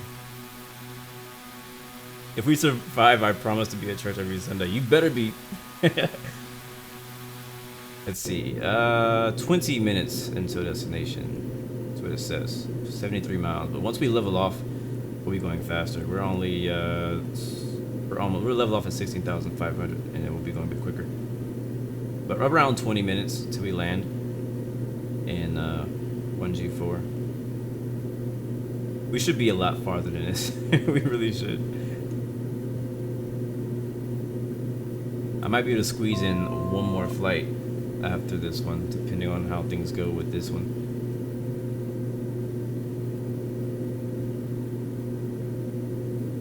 But I really like these two airports we're flying at, so I don't mind.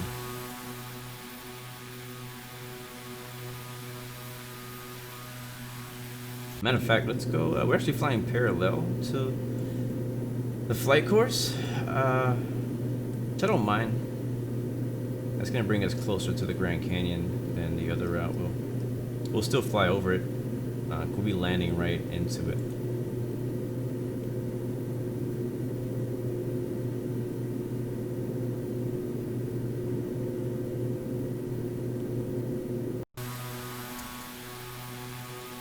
It's looking a little bit clearer up here.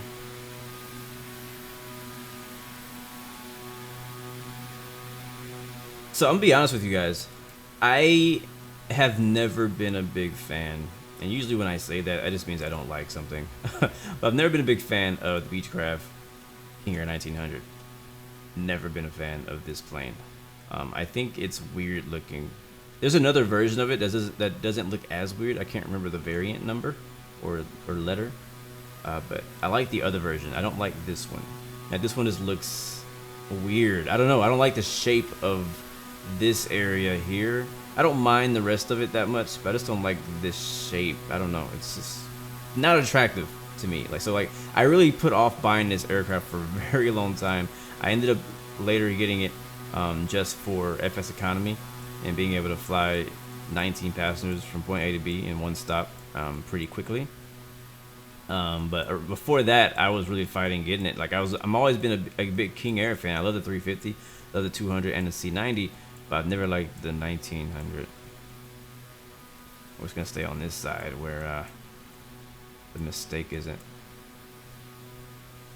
Ben Brown, what's up, man? So sorry, guys, I haven't been able to look at a lot of the chat since I've been trying to, deal with engine fires and stuff like that. But how are you guys doing? If I missed any of your questions, please send them again now that I'm actually paying attention. We have about 20 minutes or so until we land in the West Grand Canyon Airport. But we're hanging out, we're chilling. Let me turn the music back on. Hopefully you guys are having a great Friday. And I could have swore I chose hip hop. Okay, there we go.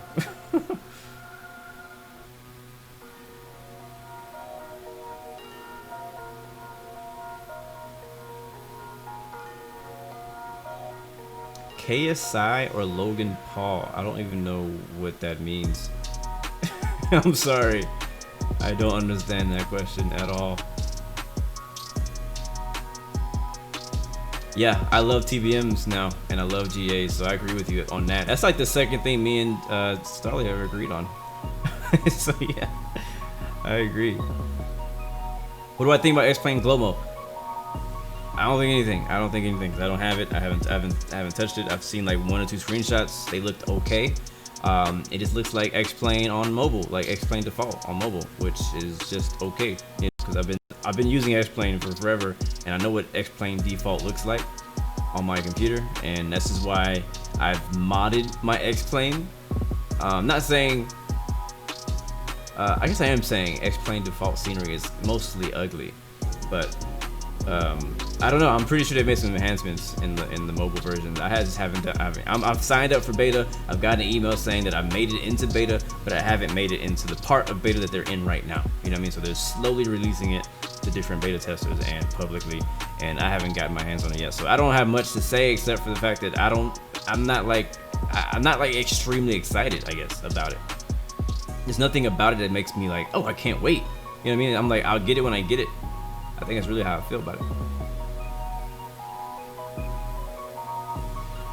But when I get it, I might change my mind and be like, oh, this is pretty cool. So we'll see. No problem, Mr. Cobber. I'm thankful for you being here, man. Will you be able to use Logitech flight gear in the new Microsoft game? Most likely, I believe they said they're trying to, make all the different, hardware compatible with it. So I don't know how that's gonna work for people who play on Xbox, and I don't know how it's gonna work for console people. Like, how are you gonna plug in a flight, like a throttle and stuff to your Xbox? I don't know if it's gonna work that way, but if you're on PC or a laptop, then everything's work the same as it is for the other simulators.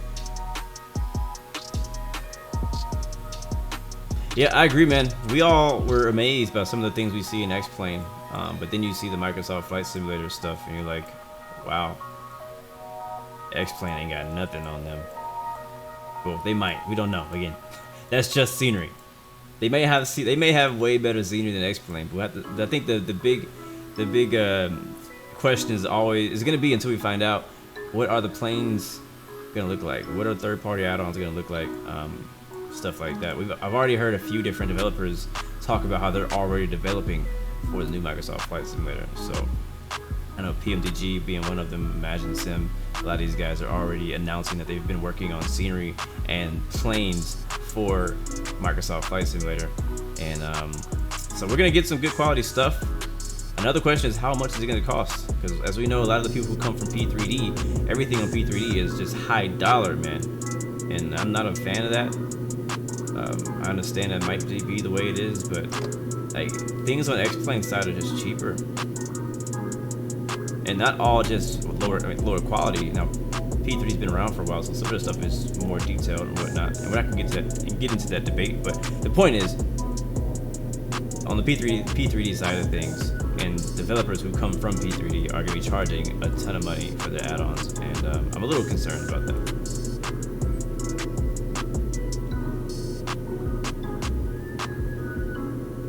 The first EasyJet A321neo came to Bristol today. Cool.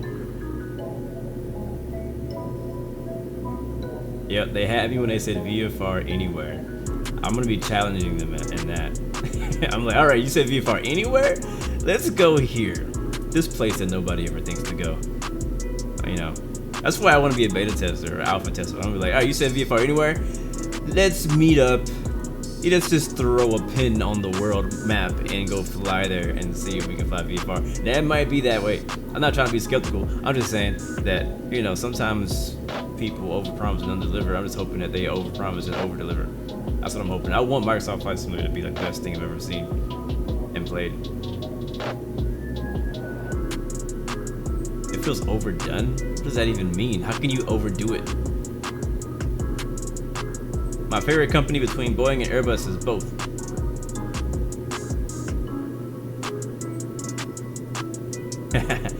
Yeah, man, I gotta get me VR.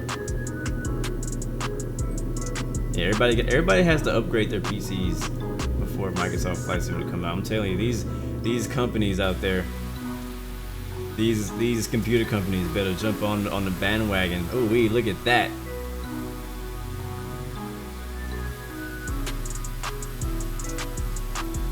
Screenshot. Shoddy.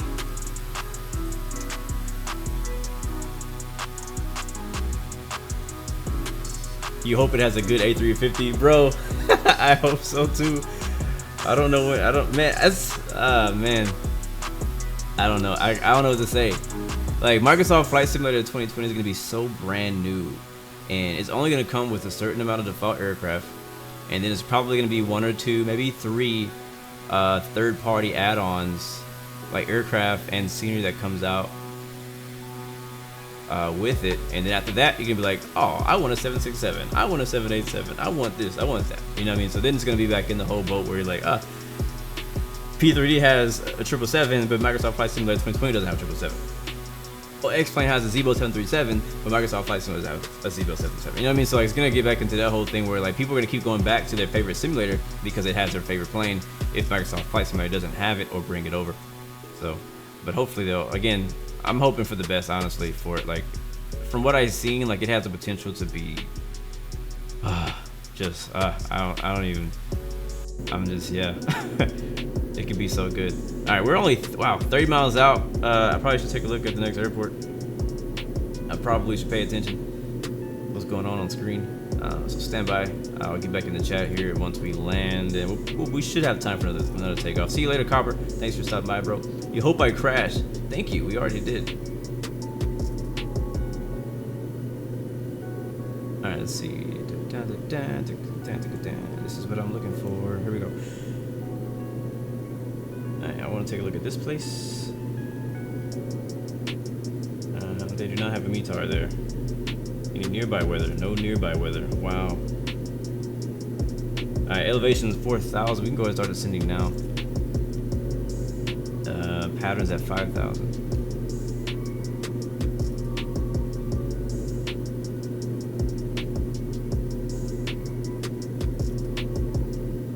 And hit that big old descend button. And it's about 1,500, 1,600 feet per minute. Pull the power back a little bit, save a little gas. 23 miles till West Grand Canyon. Do I watch Family Feud? Not really. I only watch like the funny highlights that are trending. You know what I mean? Like whenever you're on Facebook or somewhere and you like see Steve Harvey doing something funny. I watched those. I watched that part. I never actually watched like the whole thing. We're actually pretty far out. We don't need to descend that quickly. But that's our airport, I think, right there. That really awkward colored, yeah, that really weird colored rock right there that I need to fix someday. I don't know how to fix it, but that's how I know where the airport is. Crazy Kid, what's up, man? Good to see you.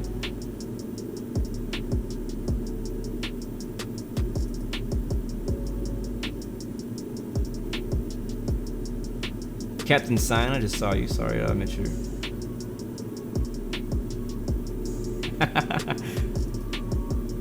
Yeah, most Americans like Airbus. No, sorry, Boeing. Ooh, we almost cussed.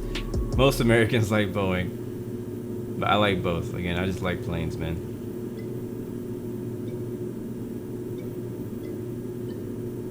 Go Embraer. I feel bad for those few Embraer people out there who are like, yes, Team Embraer.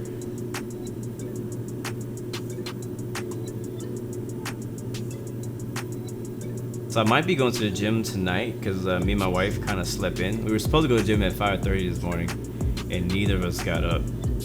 It's funny because early this week, I almost didn't get up too, and she woke me up, which I'm cool with. I'm like, cool, yeah, I'll get up, you know, because she woke me up. This time, she didn't wake me up. She didn't wake herself up either. And we both, I'm pretty sure we both looked at our phones like, oh snap, we missed it. We didn't care. We went right back to sleep. But I stayed up pretty late last night working on a video. And she went to sleep early, but she's been tired because she's been doing a lot of gym as well. So we'll probably go tonight. But I've been kind of digging this new gym I've been going to. My wife really likes it. We're thinking, like, before me and my wife been going to two separate gyms, and now we're thinking about going to the same. It's a very expensive gym though. That's my only problem. She's like, if I pay for it, will you go? I'm like, but I don't want you to spend that much money either. Oh shoot, let me change altitude to pattern altitude 8,000, 5,000. We'll do 7 for now. Stay clear of these mountains. What up, Crazy Kid? Thank you very much, bro. JetBlue Flight says he's Team Cessna. Again, I'm all of the above, man. I love them all. Love them all. Why can't I have them all?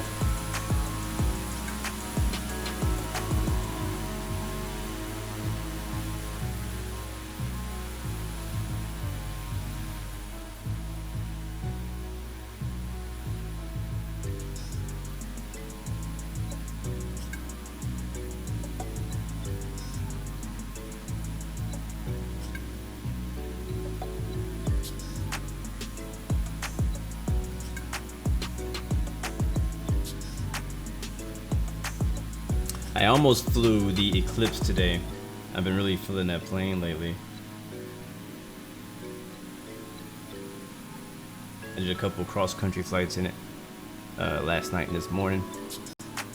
And there was a lot of I got a GTN mod, like a new GTN mod in it, and now it's actually working.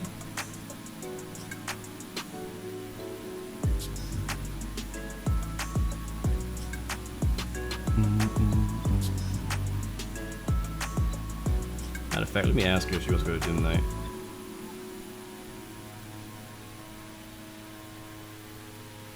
Gym esta noche?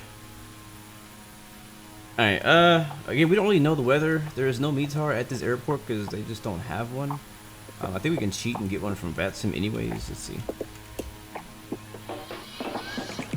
Negative, they don't have one. Okay, so the best way to get the win when you don't have weather is fly over it. So here's our airport. I'm gonna kill the music just for a little bit. For those of you who can't concentrate with music going. And we're gonna go autopilot off. This chat thing keeps getting in my way. There we go, and pull the power back. Usually I land from right to left. That's what I usually do, but I don't know. Right now it's showing that the wind at this altitude is coming from behind me, but a lot of times the surface winds are not always going the same direction as the winds aloft. So, what up, Aviation Flyer? This is the Beechcraft 1900, so it's sort of like a King Air. I guess it's a King Air. So I'm gonna start looking for the windsock.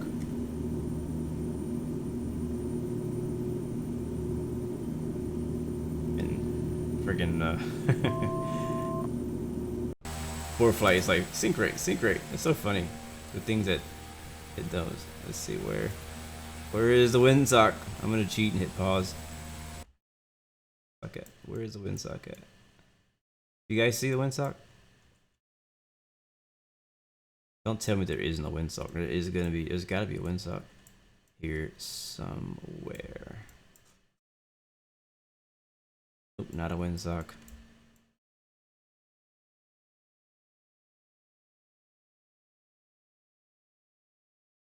I love King Airs. I'm a big fan of King Airs and Beechcraft in general. Where the heck is the windsock? Are you serious? Maybe I'm just not close enough. Well, we're gonna land on that runway, regardless of the wind. Landing light's coming back on.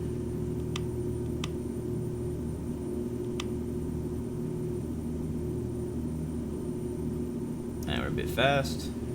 Going right downwind, runway, whatever number it is. Let's see, what number is it? 17. That's so helpful. I was like, I don't know what number it is. ForeFlight, what number is it? 17. Okay, thank you. IKO is 1G4, and they do not have a weather station in the area. Like, it doesn't even have like nearby airports, which is crazy. It's like, you come here, you have to fully commit to come in here.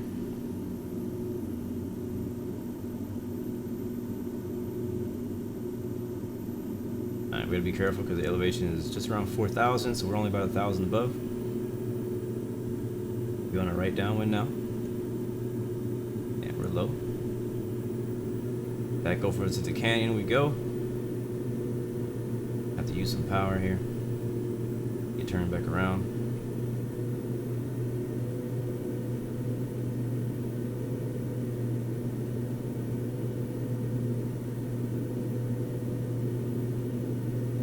Get to 6,000 now. I feel more comfortable around 6,000 feet. What up, Craig Dixon? Welcome back, man. Yeah, I wouldn't consider you a bit late. I don't know. I don't usually stream at this time. Yes, we are in the canyons.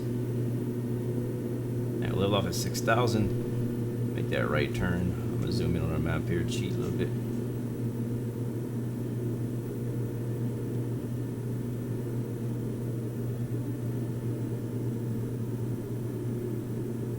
Oh, that is gorgeous. Look at that. I'm looking, like, right now I'm all like, oh, that's gorgeous, right? But when Microsoft Flight Simulator comes out, oh man. I'm gonna need a bib. Whenever I play that game, I'm gonna be drooling all over the keyboard.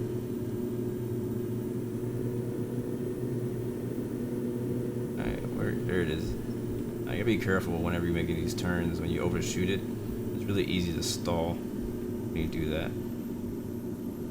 I've done it many times. Alright, we're slow enough for gear. We're not slow enough for flaps.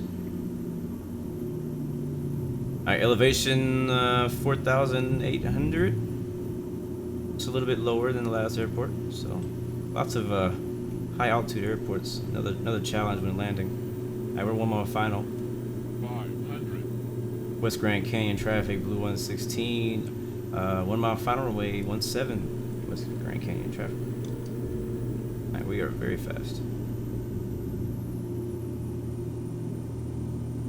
Here is down 3 green.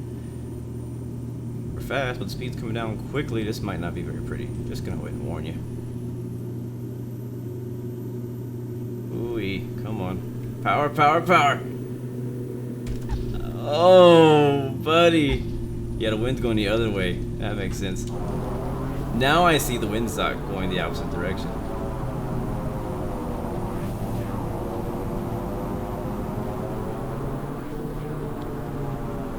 Alright, there it is, 60 knots. Jeez. So we can just turn around and take off the other way around.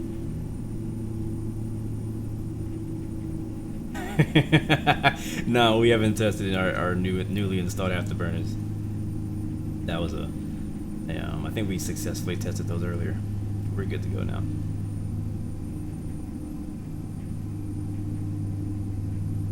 Alright, we're just going to turn around up at the end of the runway and we'll go for our next takeoff on runway 35.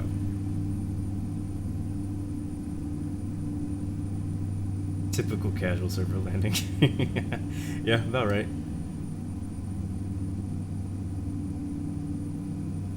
Visibility is a little bit better over here, just a little bit. I don't know, it's so weird, like the way the plane felt, like it felt heavy. Anyways, we will let these terrified passengers go. And we'll go ahead and quickly jump into the next flight. A lot of people got to go to a lot of places. I want to get them there before I gotta leave. Everything's good to go. We don't need to do anything, honestly. Oh, we do need to reset. Oh, Jesus, my land rate was horrible. Ouch. I'm not even gonna count that one. Project Fly, 710. 710 feet per minute landing rate. That is unacceptable. Somebody needs to be fired.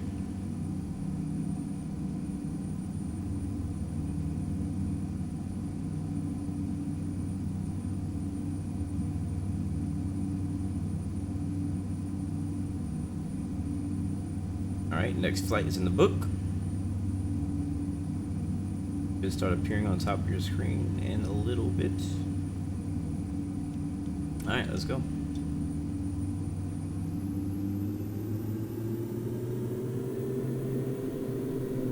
Be careful on takeoff, not to over torque like I did last time. Make sure we do a, we don't want to do an afterburner takeoff again.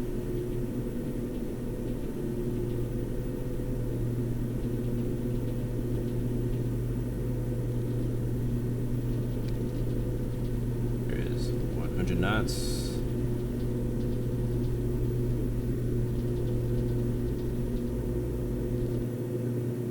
Rose. And gear up.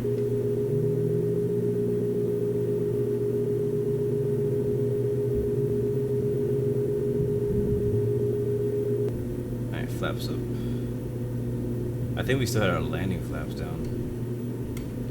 Alright, we'll continue to the west. Uh-oh, why are we descending?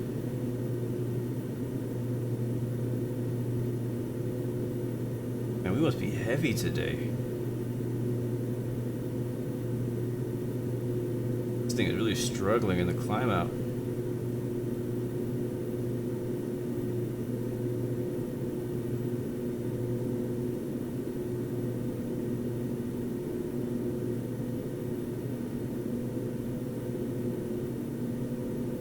Alright, we made it. This time, the elevation is going to be a little bit lower. I'm only going to go to 12,500 this time.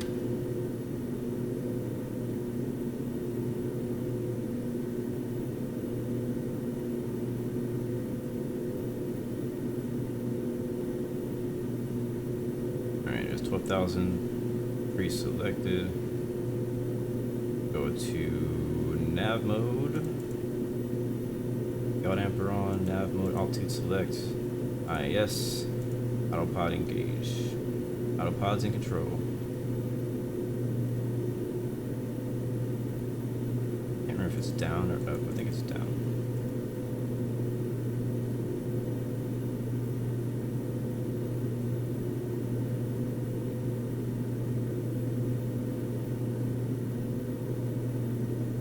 Everything looks good so far. Man.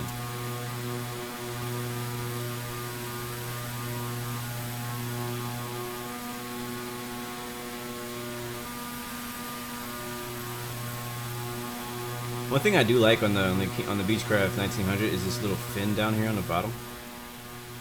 I actually like this little thing a lot. In the light, at a certain light, it looks like snake scales in the black part. That's kind of cool.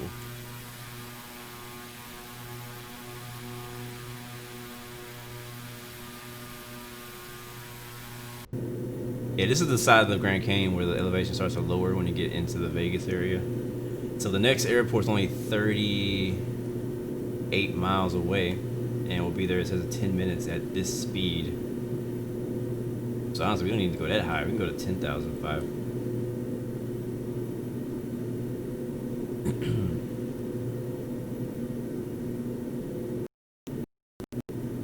Traffic. Where? What the heck? Go to traffic. 300 above, 200 above. Okay, he's really close. Oh, he's actually 24 miles out. Who the heck? I didn't know this thing had a TCAS on it. Let me see. I don't know who they're pointing out. There's nobody. There's nobody ahead of me.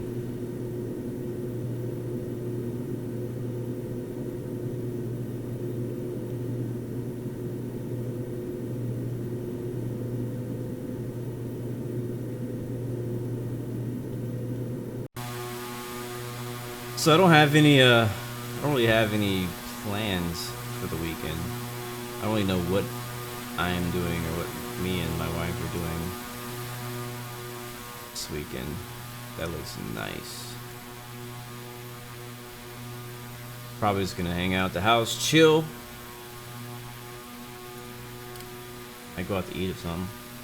How many more flights today? I'm gonna try to fit these last two in. I'm gonna try to fit these last two in. We got two more stops that I had planned. They're really short, so this next one's only gonna take like 10 minutes. The one after that is just as long. So I'll probably go ahead and do these last two stops and then end it there. But it depends if it depends. You never know. You never know. Sometimes my wife gets off early on Fridays. And I don't want that to be an issue.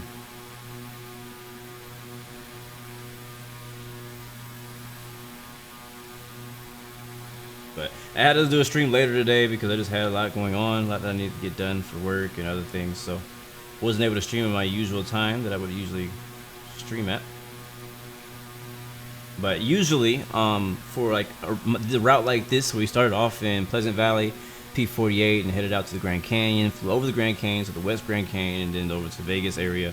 And then usually, like, one thing I didn't mention is as we were stopping at those airports, not only were we dropping off passengers, but we were also picking up passengers that want to go back to the Grand Canyon.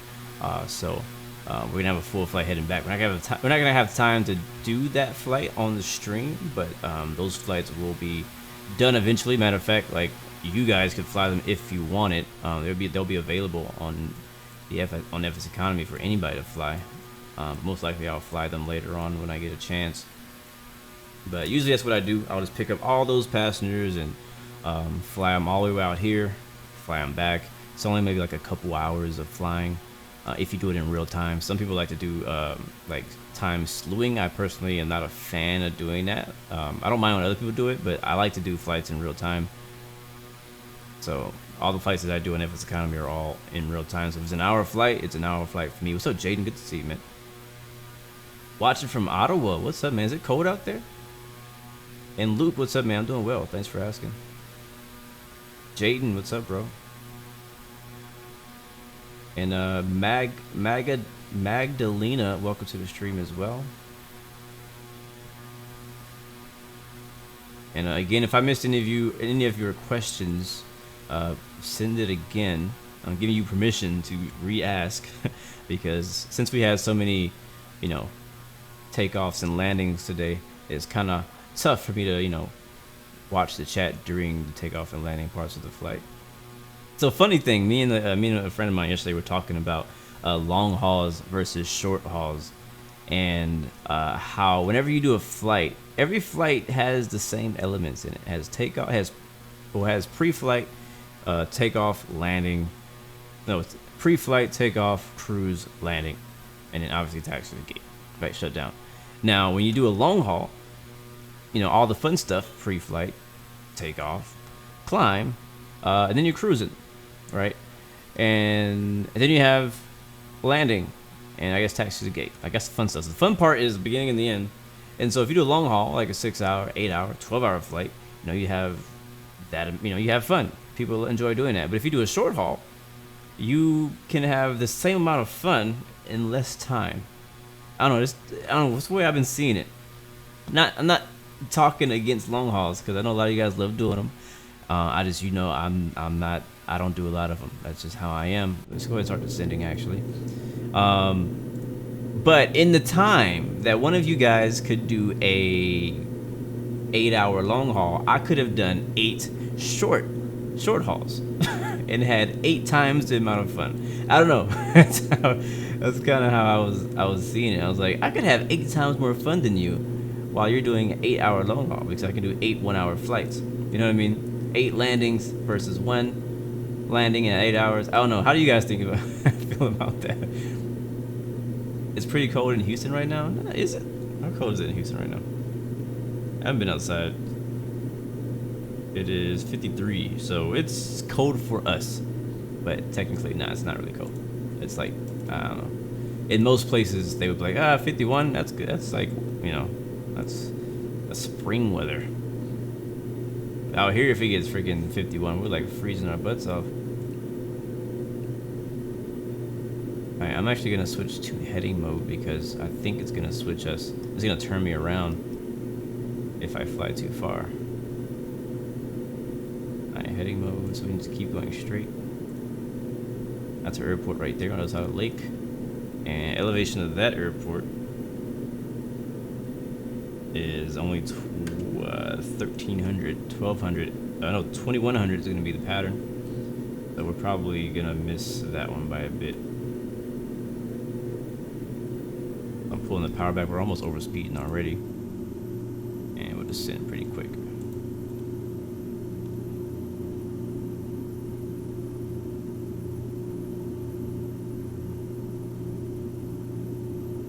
Any long hauls coming up though for me? Not anytime soon. Not that I can think of. But you never know. Sometimes I last minute be like, hey, I'm gonna do a long haul day. Craig, I retract my statement.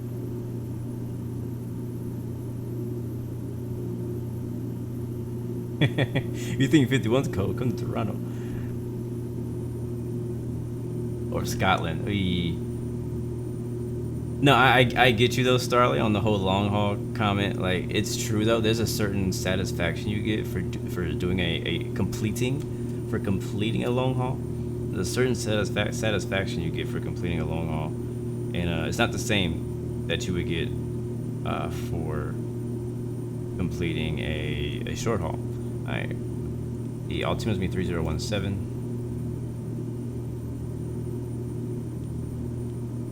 Airport's like right here, so we're actually a little high. Winds are 250. Which way are we heading? So that's gonna be opposite way.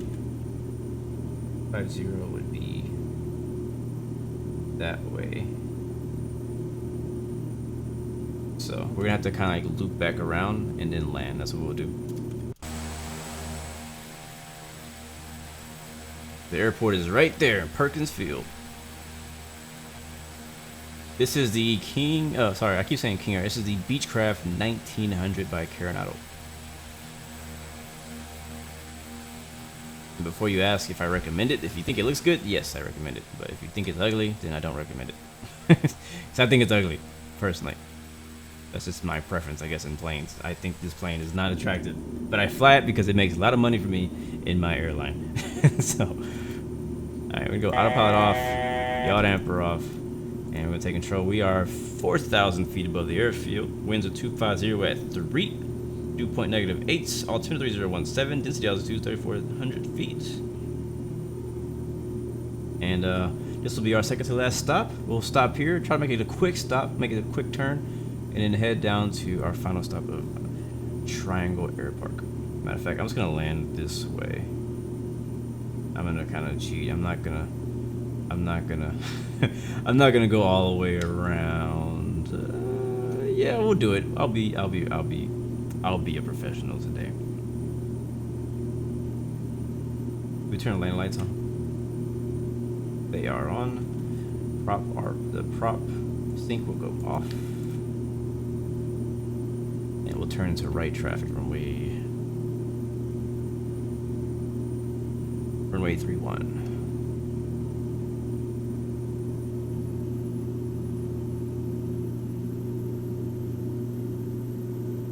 Alright, we are at pattern altitude now.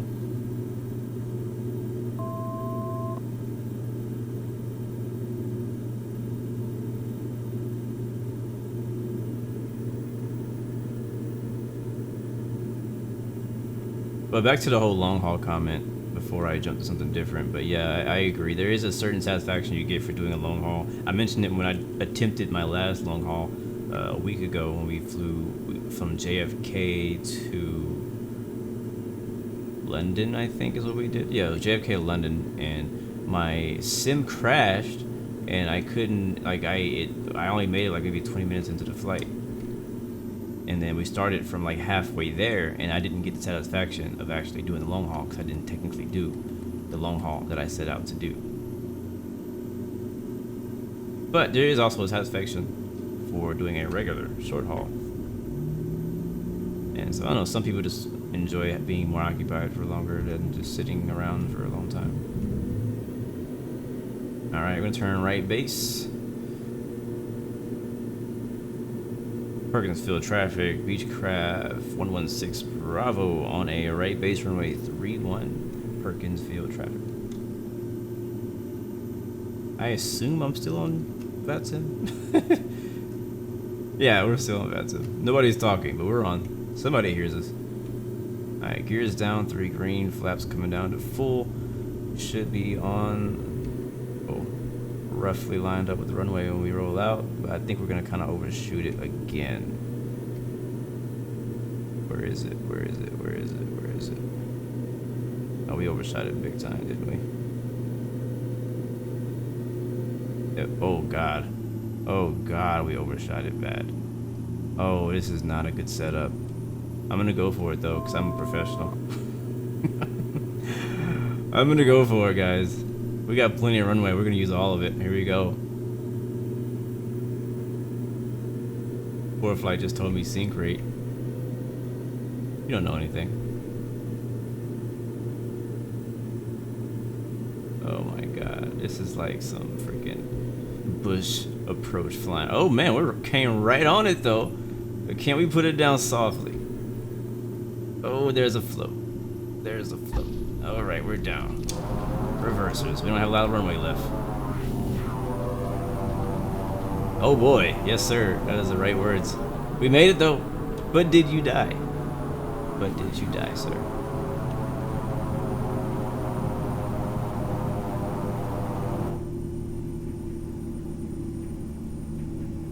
Jaden, I should do some hops around Texas, like Houston to DFW in reverse. Fly the Rice 8 arrival. I flew the Rice 8 arrival this morning. Alright, we're just gonna turn around and take off in the opposite direction. Actually, I have a direct crosswind. Yeah, so we could land either way. But yeah, so as far as flying in Houston, I'm definitely down for that, man. It is where I live, so I think everybody enjoys flying where they live. So I got a decent amount of scenery out there in Houston now on X-Plane, and so I love flying out there. Whenever I do fly out there, you know, I usually fly in Houston in the IAH, or I fly into the Hooks Airport. I've done the flight to Dallas multiple times. I don't do it a lot because, I don't know, it's nothing special. There's nothing to look at. It's just flat land. It's almost as boring as driving to Dallas. Actually, it's nowhere near as boring as driving to Dallas. There's nothing as boring as driving to Dallas. Alright, that landing rate was a negative 448, so we cut down our landing rate by half. Still not doing great, but you know, FSeconomy doesn't care how hard you land the plane. They don't care about that. Alright, starting the next flight and our final flight today, down to ACpt.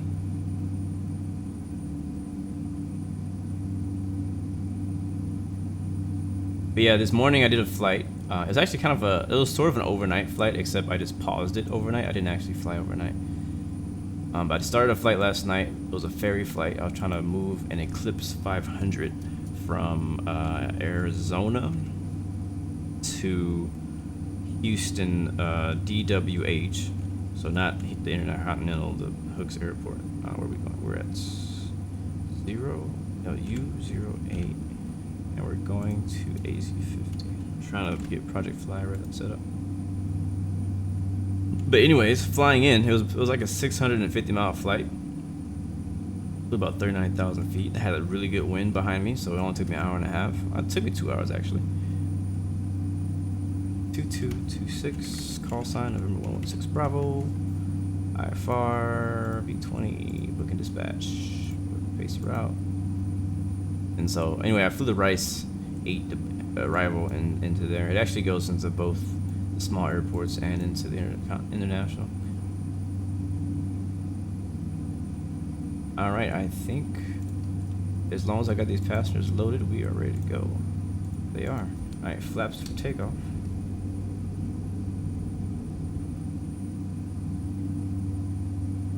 So there you go. Final leg of the day. Let's make it count. Don't blow the engine. Watch out for afterburners.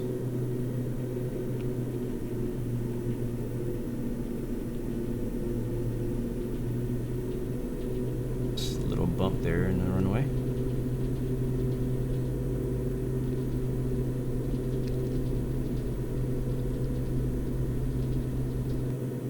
Very smooth takeoff there.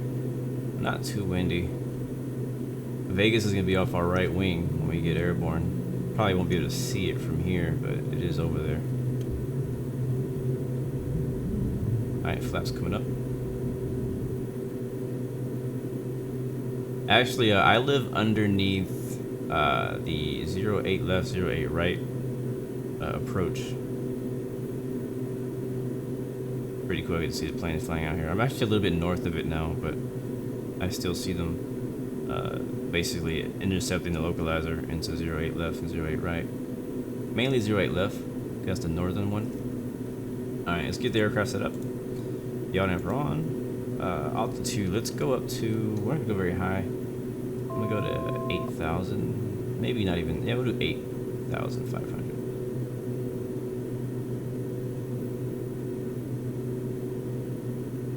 Alright, 8,500, altitude selected. Nav mode. Armed, IAS mode, and autopilot. Right, flaps are up, prop sync coming on, RPM coming back down to 1600, and we can turn land lights off.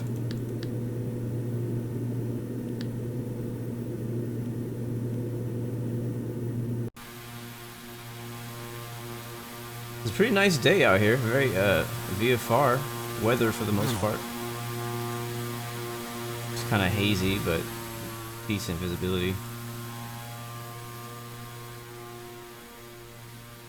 probably more smoggy. It might be like some smoke, like some forest fire smoke out here from California or something.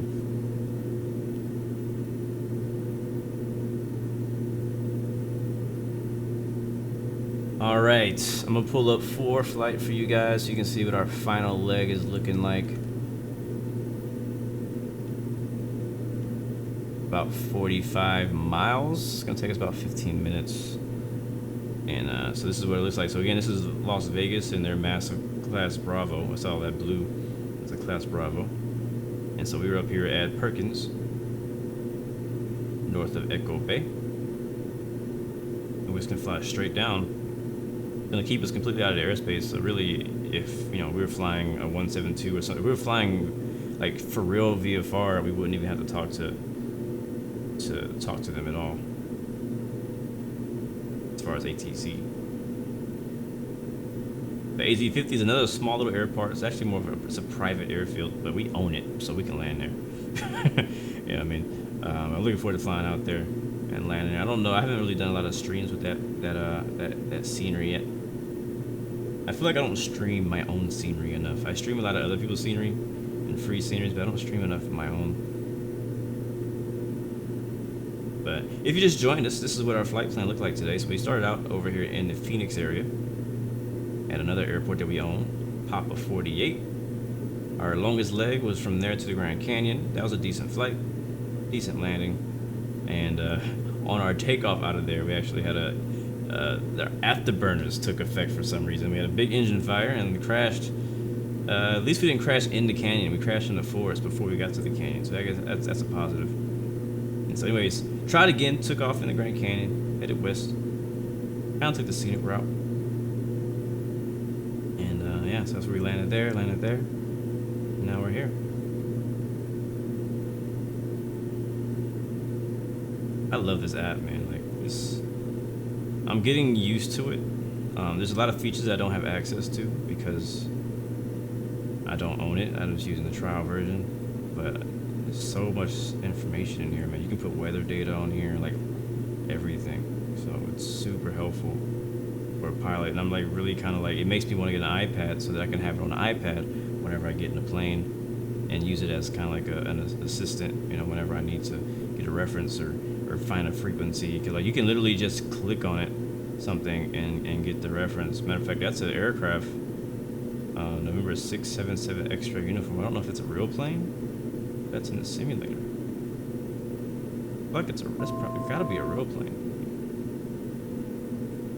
I don't think ForeFlight knows anything about simulator planes. No idea. But anyways. What up, Thunder Dragon? You crashed. Yeah, you missed it. Man, we're at 8,000 feet and it feels like we're at 16. I love this lake right here. What a cool view.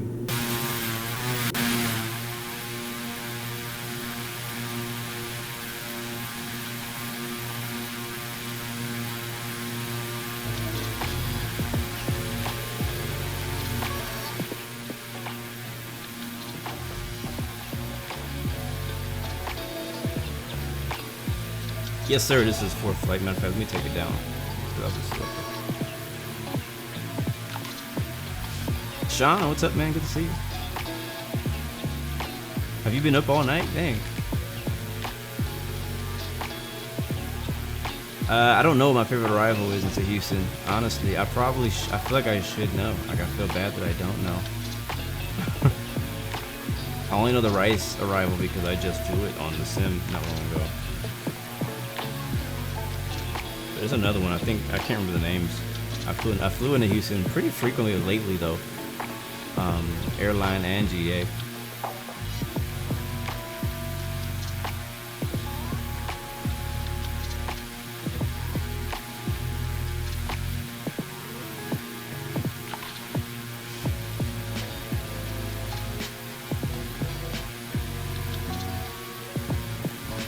So where you guys flying today or this weekend? Like, what's your plans? I know a lot of you guys are off of work, off of school. Gonna hop in the sim, do some flying, probably fly some new planes, new scenery, whatever it is you're into. What you guys got planned to do? As for me, I'll probably finish off and make sure all these passengers get back where they need to go safely. And I don't know what else I'm gonna fly, honestly. I'm actually wanting to do some racing, I'm not gonna lie. I almost decided to do racing today because it took me so long to actually get to start streaming today. I was like, man, I don't know if I'm gonna get to stream. And I finally decided, like, all right, I got some time to do a little bit of streaming. But at the same time, I was like, I kind of want to race because I did a race yesterday, but I want to do a road race. I didn't get to do a road race this week, and I want to do one. There's gonna be one coming up actually after we land. I'll probably do one when the stream ends. But yeah, I've been thinking about the FS Aviator was had in, bro. Welcome to the stream. Where is a hot air balloon going 600,000 knots? I don't know what you're referring to.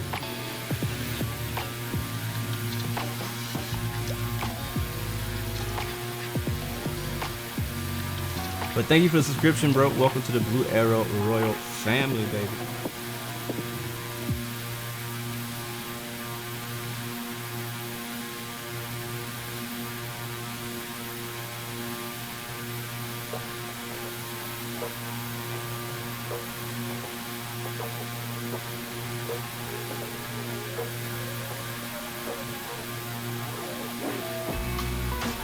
Speaking of racing, actually, now that we're on it, since we're sort of on the subject, next week, well, this coming weekend is gonna be Phoenix for NASCAR, and I think Formula One is off this weekend.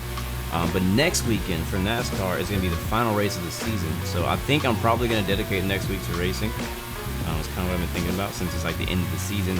Kind of like do one last like string of like racing stuff and then get back into doing more flying. But don't be surprised. I'm just gonna warn you if you see me racing a lot next week. I haven't officially decided what I'm gonna do, but I may do some of that. I know I'm gonna do my usual Thursday race, but I might do some more races throughout the week if I have time. It'll be like various stuff. I'm also thinking about bringing back American Truck Sim, Euro Truck Sim. I still want to do that tour idea that we talked about. Probably won't happen next week, but I want to do it in the future. So, just keep your head up for that.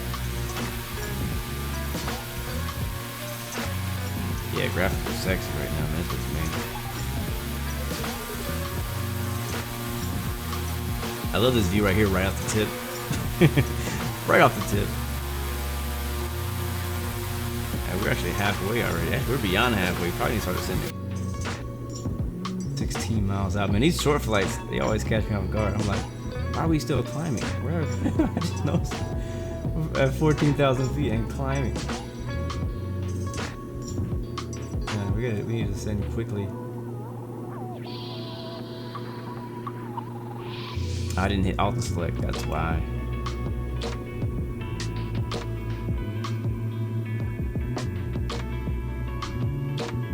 All right, cover your ears. We're descending in the AZ-50.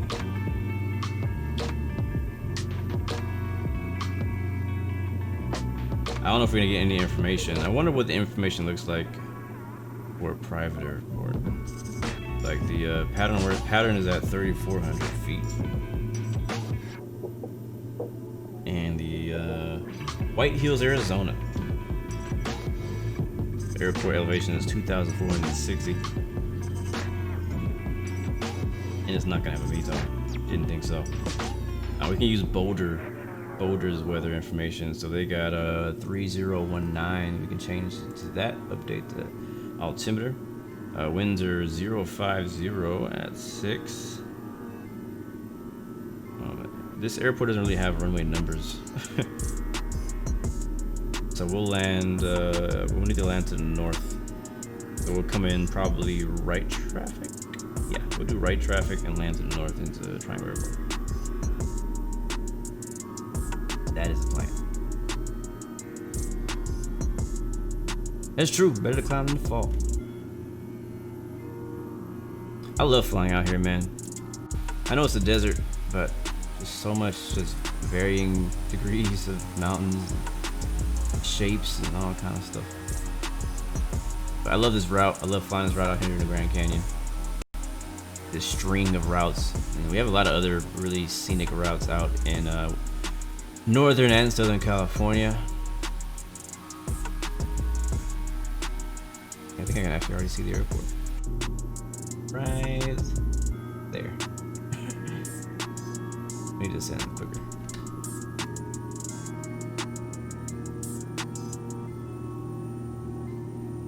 Hey.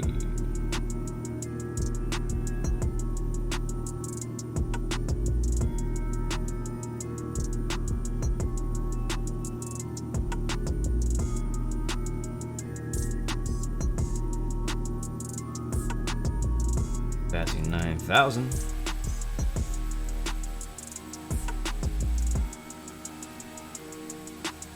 Oh yeah, it's not official yet, but I want to tell you guys that I am trying to plan some giveaways for the month of December.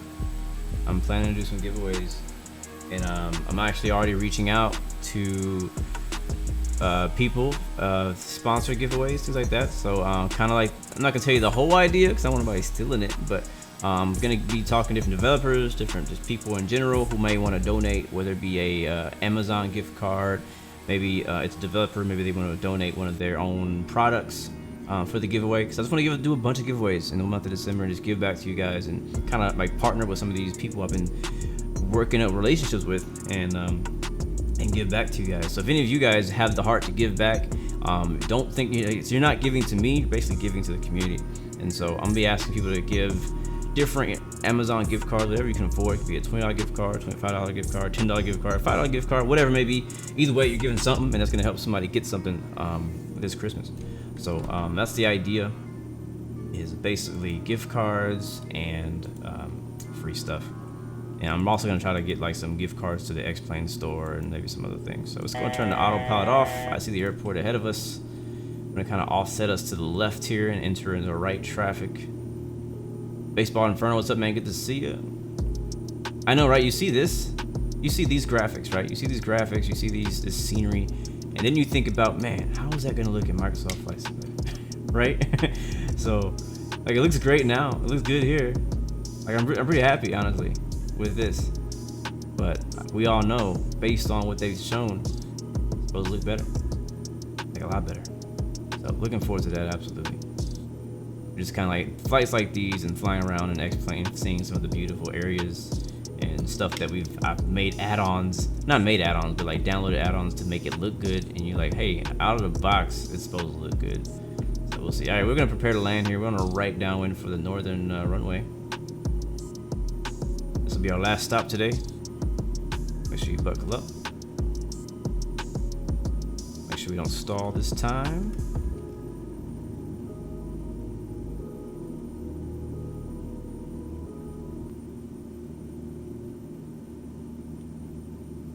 Go flaps down, gear down. Turn our base. Let's try not to miss it this time. And also try not to stall it.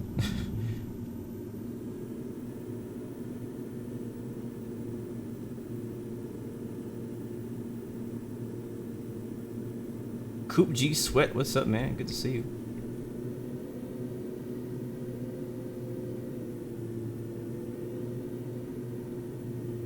Not blow the engine on this turn either. Alright, so gear down, gears down 3 green, landing lights are on, flaps are down to 1. We'll wait till we turn out of here and then we'll go flaps 2. There we go. I see the runway, I have visual.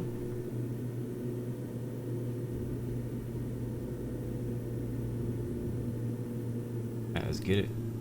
It's gonna bring us right over the runway. I'm sorry, over the highway for this approach. Yeah, I'll show the replay for this landing, and then I gotta get out of here. Let's be careful. Let's get a good one, guys. Make it count this time. This runway has no lines on it. Again, this is a very small little airstrip.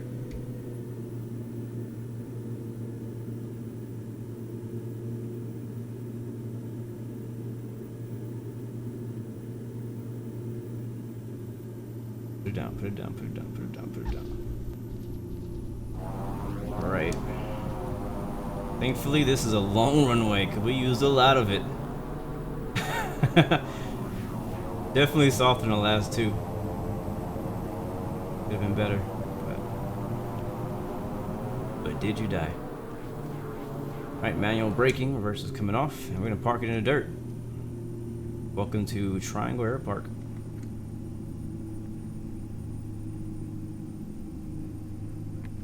If you didn't know, I did make this scenery, and it is available already on the forum. Just search AZ50 if you're interested.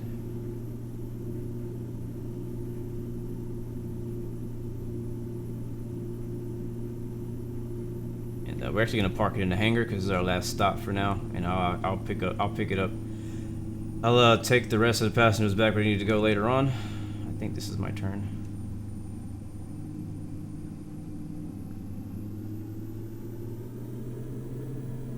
Yeah, so the airport is like an interesting little like aviation community place. Like I've learned there's like there's little airports around the U.S. where it's like it's a private strip for like a club almost, or a family, you know. So it's a little different. Let's park it here. Hey, brakes.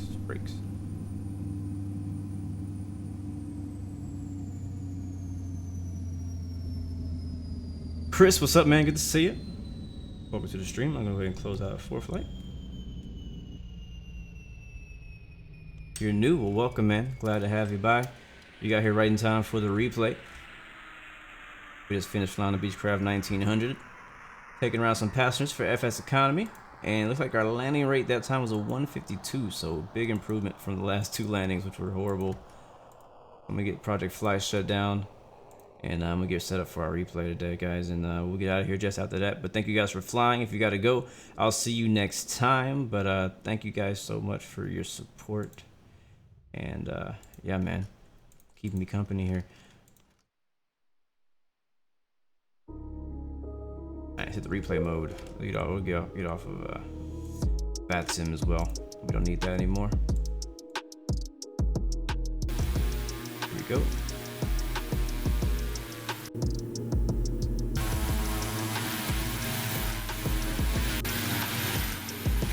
This view first and watch a few different views. Well, thank you, Chris, for the subscription, bro. Welcome to the Blue Air Royal family. I'm not sure why I didn't pop up, but thanks.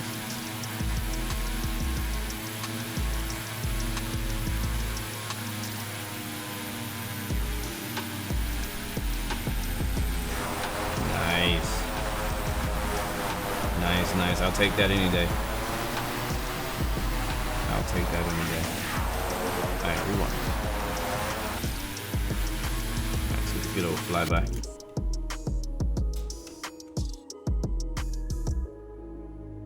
Oh yeah, here we go.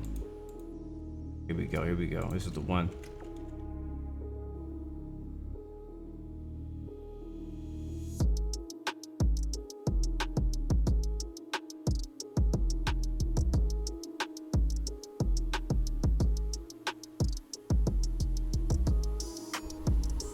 It looks so dope. And of course there's dirt all over the runway because it's a private little strip. But that's so cool. Uno más. Watch it from, I guess kind of like the same. Watch it from like a overhead view or something like that.